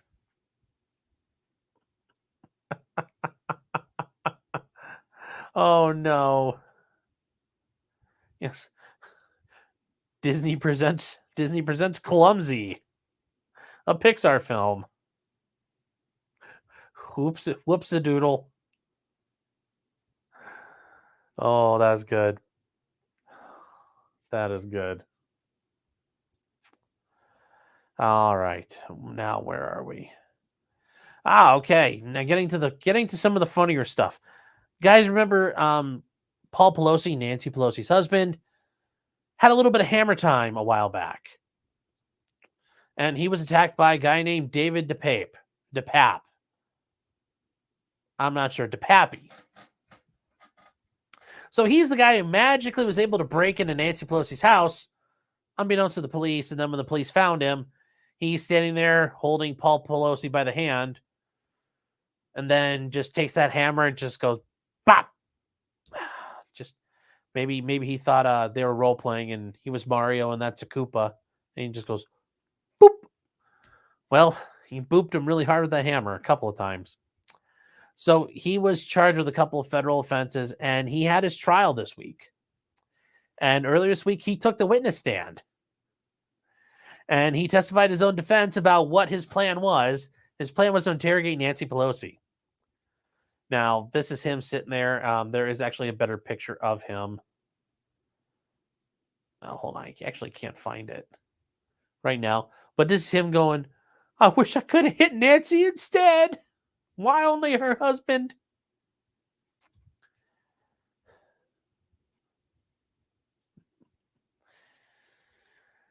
Yeah, Stabby's right. There's CCTV breaking him in. Yep. So what do we...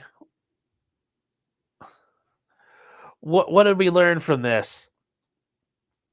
He planned to don an inflatable unicorn costume, interrogate Nancy in her own home about Russiagate, break her kneecaps, and then have her wheeled into Congress to expose what he called the lies told by the ruling class and a cabal of politicians, academics, celebrities, and more.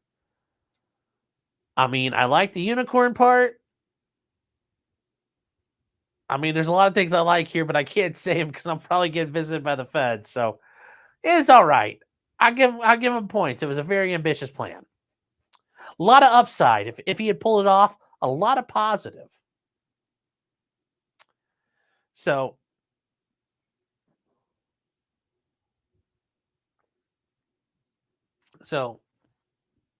faces life in prison for attempting to kidnap a federal officer and assaulting the family member of a federal official. Okay, well, he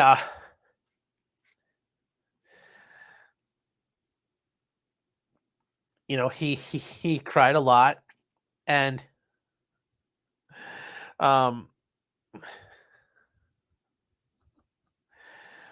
he wanted to go. He wanted to go after a lot of people, including Tom Hanks, Hunter Biden, Adam Schiff, former Vice President Pence, Bill Barr, Bernie Sanders, and George Soros. Like I said, I gotta give the guy credit. He has he set his sights high. That is a healthy bucket list.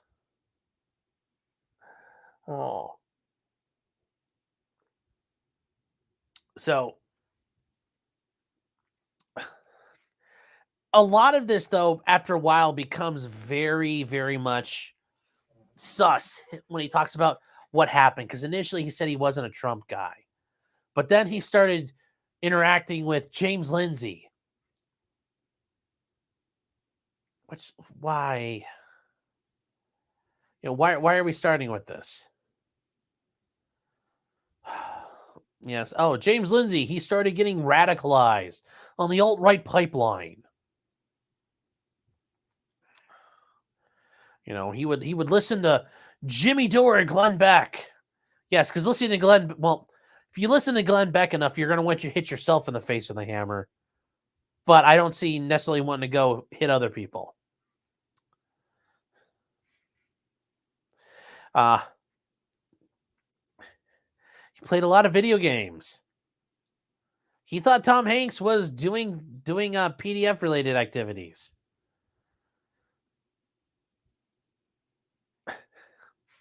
But he says he loves Hunter Biden because he doesn't hide his nepotism. Oh. But here's the best part. He claims that this all started because he started encountering Gamergate. If you guys don't know what Gamergate was, that's because Zoe Quinn, who was, making really shitty video games, was having sex with video game reviewers and magazine editors to give her positive reviews on games. That's Gamergate. And then it turned into an entire mess with Anita Sarkeesian and everything else. And the idea he's dredging this up after 10 years, it's like he's being told to say all of this. And to be fair, if you go after somebody like Nancy Pelosi, I'm sure somebody visited him and said, you're going to talk about all of this. If you don't, we will kill you. And I'm sure they threatened him with getting raped to death or something really nasty, because I doubt he came up with the idea of just Gamergate on his own. Because this is just the most, it's just like Reddit talking points and Twitter talking points. In Gamergate, he's been radicalized. I'm looking up strategies on how to beat a boss, and I'll bet hear about how bad Anita Sarkeesian is. Yeah. And his research led him deeper and deeper into the alt-right pipeline.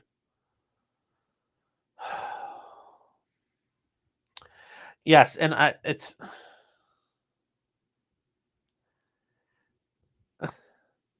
Yes, this part here, I love this editorial part from the writer. Perhaps reflecting his conspiratorial theories, he had a Nintendo Switch in his backpack that night. No, it's because he's a lunatic. I don't think him and Paul were going to play Animal Crossing.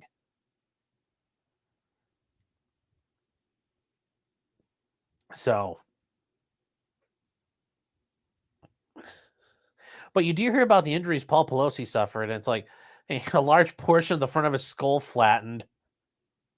It's like, well, I'm sure the guy he killed in a DUI can feel his pain at this point.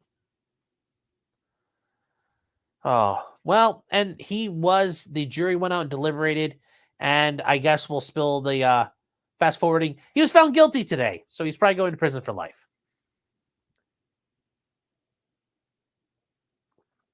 Yes, the judge says no. with the right wing stuff. He's David DePepe, I think is somebody in Twitter called him. Yes. Your hammer time was not based enough, David.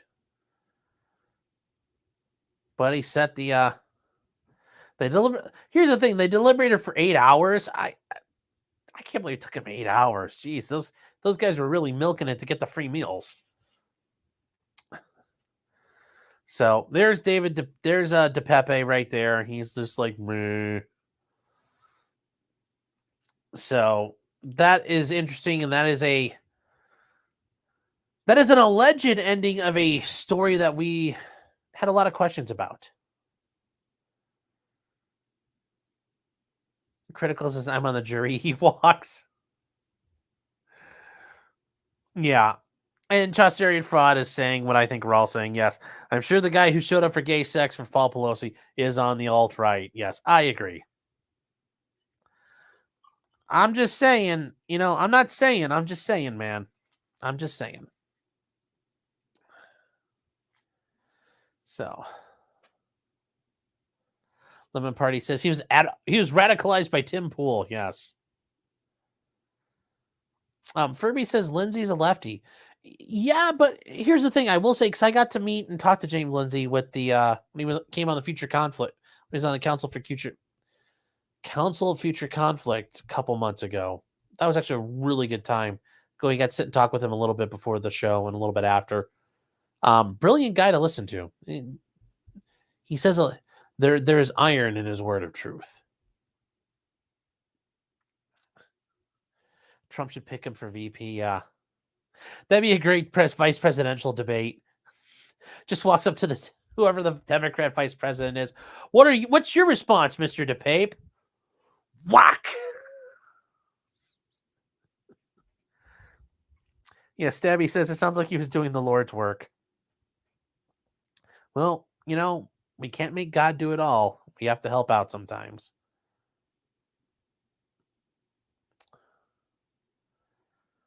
So you guys are, yes, apparently you guys are very fond of David and give him credit for trying. Unhung Hero for $2 says, who wins between Ben Shapiro and Candace Owens, Steven Crowder? Yes, he does.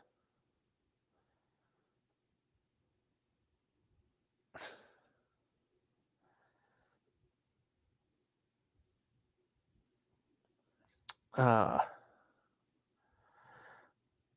you're just saying none of our allies are right wingers. Yeah. Yes. So I thought it was just interesting to see that there's things are starting to, the loose ends are getting sorted out.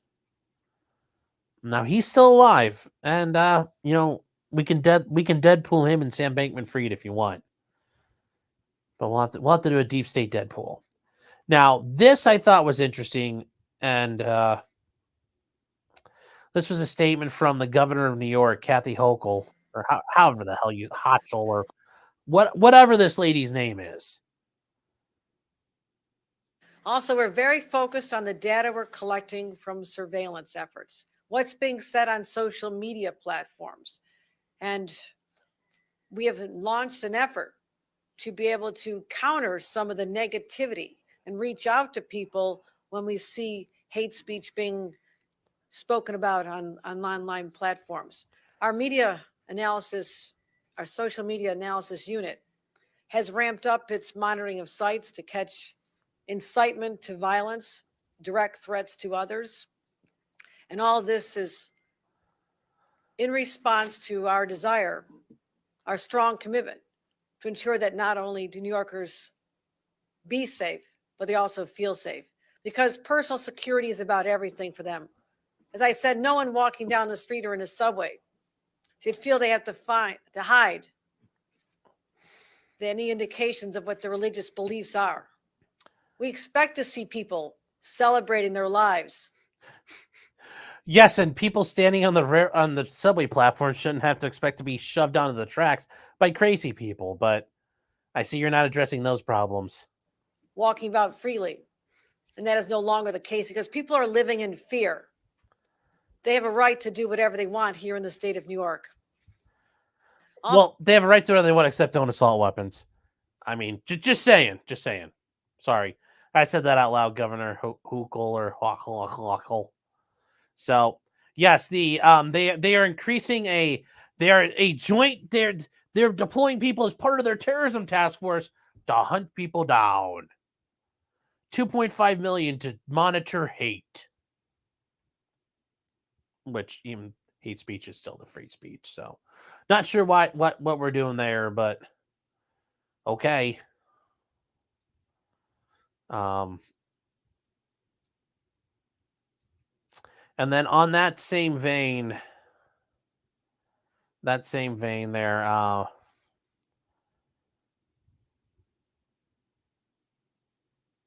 this here, from Nikki Haley. I don't know if you guys saw this, but social media companies, they have to when I get into office, the first thing we have to do, social media companies, they have to show America their algorithms. Let us see why they're pushing what they're pushing. The second thing is every person on social media should be verified by their name. That's, first of all, it's a national security threat. When you do that, all of a sudden people have to stand by what. Yeah, the national security threat, yes, because 13-inch long dong man, 1322, is really a threat to national security. Yeah, that's the problem here. Yes, people online is a threat to national security, so we have to, that way we could sort them out and go after them. Yeah, no, not buying that. Fuck this. What they say, and it gets rid of the Russian bots, the Iranian bots, and the Chinese bots. And then you're going to get some civility when people know their name is next to what they say. Accountability. And they know their pastor. Yeah, you get rid of all the bots, and then the government comes after you. Oh, that sounds great, Nikki Haley. Thank God nobody is seriously going to vote for this woman. Thank God. Thank God. And then I thought this was just disgusting of a comment here. And this is from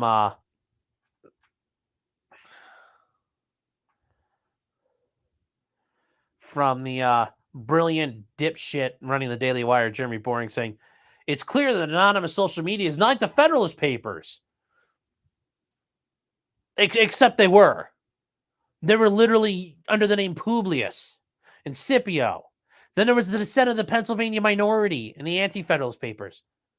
They were done like that for not only protecting their identities, but also not trying to cloud judgment and emotions of the readers.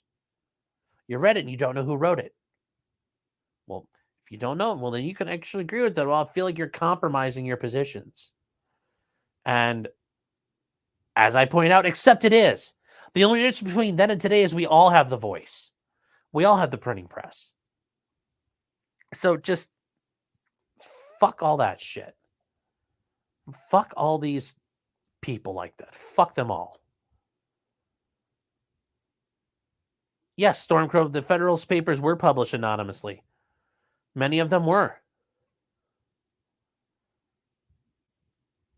Was Boring being facetious? No, he's being a bootlicking asshole is what he's being.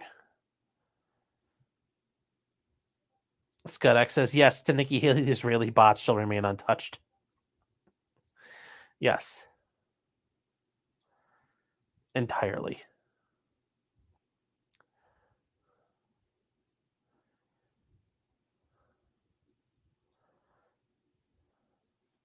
So, yeah, just watch your ass. They never stop. They're always just like rats, just nibbling away at the fabric of our society like this. You know, they never stop.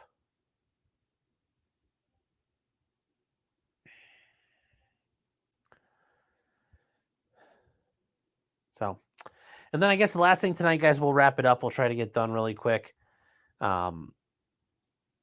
If you guys don't remember, last year, the kid who brought his 6-year-old brought his gun to school and shot his teacher.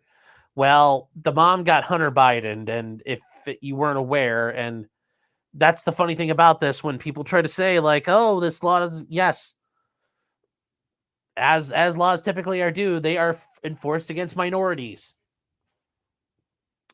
And had Hunter Biden not been in the crosshairs, I'm sure she would not have been prosecuted federally. But she was a drug user using that dangerous, dirty hippie lettuce, and she had a gun, so they charged her federally. And now she's doing 21 months. To be fair, Deja Taylor also violated bond a lot, which doesn't help in keeping you out of prison. But she's going to prison basically for Hunter Biden, so she's serving for his sins. She was sentenced to 1 year and 9 months.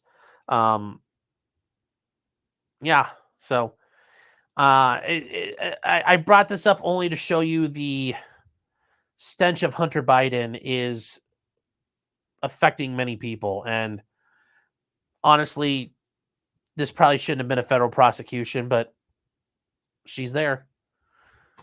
She's there.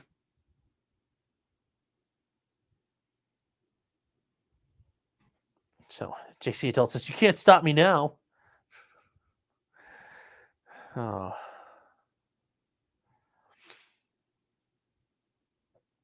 And Ammo's Currency says, weren't all the anti-federalist papers anonymous?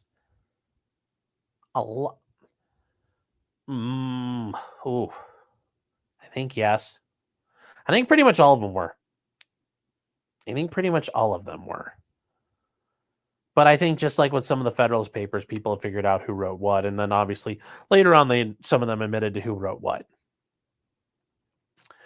Zero Smoke says, keep going. Nick just announced he's canceling his stream tonight. Now we might go on for a little bit. Just keep going for a while. But yes, I wanted to show like the stench. This woman, that this is what happens. The rich don't go to jail. The poor do. So Jim says this case should get tossed since the feds already said in Hunter Biden's case it's unconstitutional.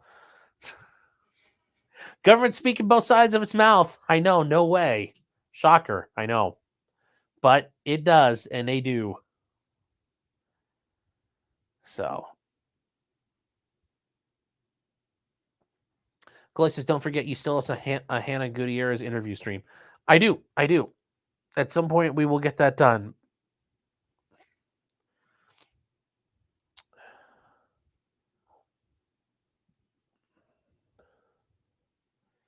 Brutus made some really good points. Yes. Yeah, okay. Who all...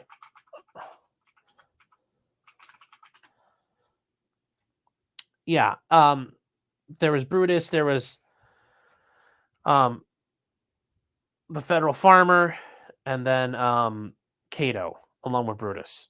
Those are the major authors.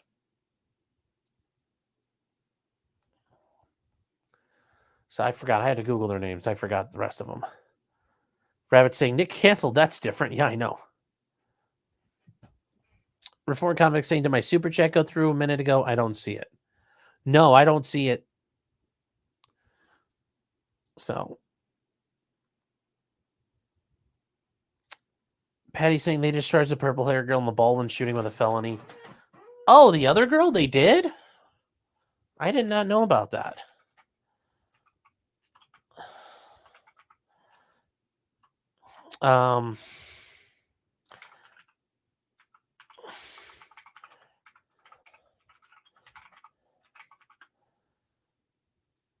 I don't see the new person getting charged, but that might be there somewhere. I'll have to look for it later. Oh, Russ shooting faces new gun charges. Huh, okay. Well, Rumble's UI sucks balls. It does. It does.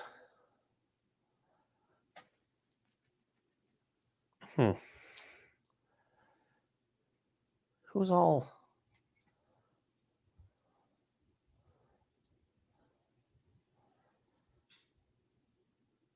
So, all right, guys. Well, that is it for tonight. We got all the way done. I think I got everything. Oh, no. No, I might save that for tomorrow. We'll get to that one because that one's actually kind of serious. But that is it. Under 2.5 hours. I'm proud of myself. And almost the whole time. 300 of you sticking around. I appreciated it. Report convict for $2. Thank you. I appreciate that a lot. Thank you. It's saying Nikki Haley isn't her real name. Hypocrisy. Yes, I know. It's like Nimrata, something or another. I don't care. Something not real. Something all made up. But yes, that is not her real name. So what we are going to do, though, guys, I know you guys want me to keep going. We are... Scott saying, good show, started late, caught up fine. Yes. So what we're going to do, we are moving over to locals. You guys, you can join us over there, potentiallycriminal.locals.com. I'm going to be starting up there in about 5 minutes. And I'll see you guys over there. It should be a fun time. I want to thank everybody on Rumble, Kick, Twitch, Twitter, Facebook, and here on YouTube. Guys, the comments are always helpful. They keeps me going. I enjoyed the night. And also thank you to everybody with super chats. I appreciate it. Everybody in locals, I'll see you in a minute. And guys, remember, until next time, just because you did it doesn't mean you're guilty. I mean, even if Paul Pelosi might have deserved getting hit with a hammer. And Nancy too. Good night, everybody.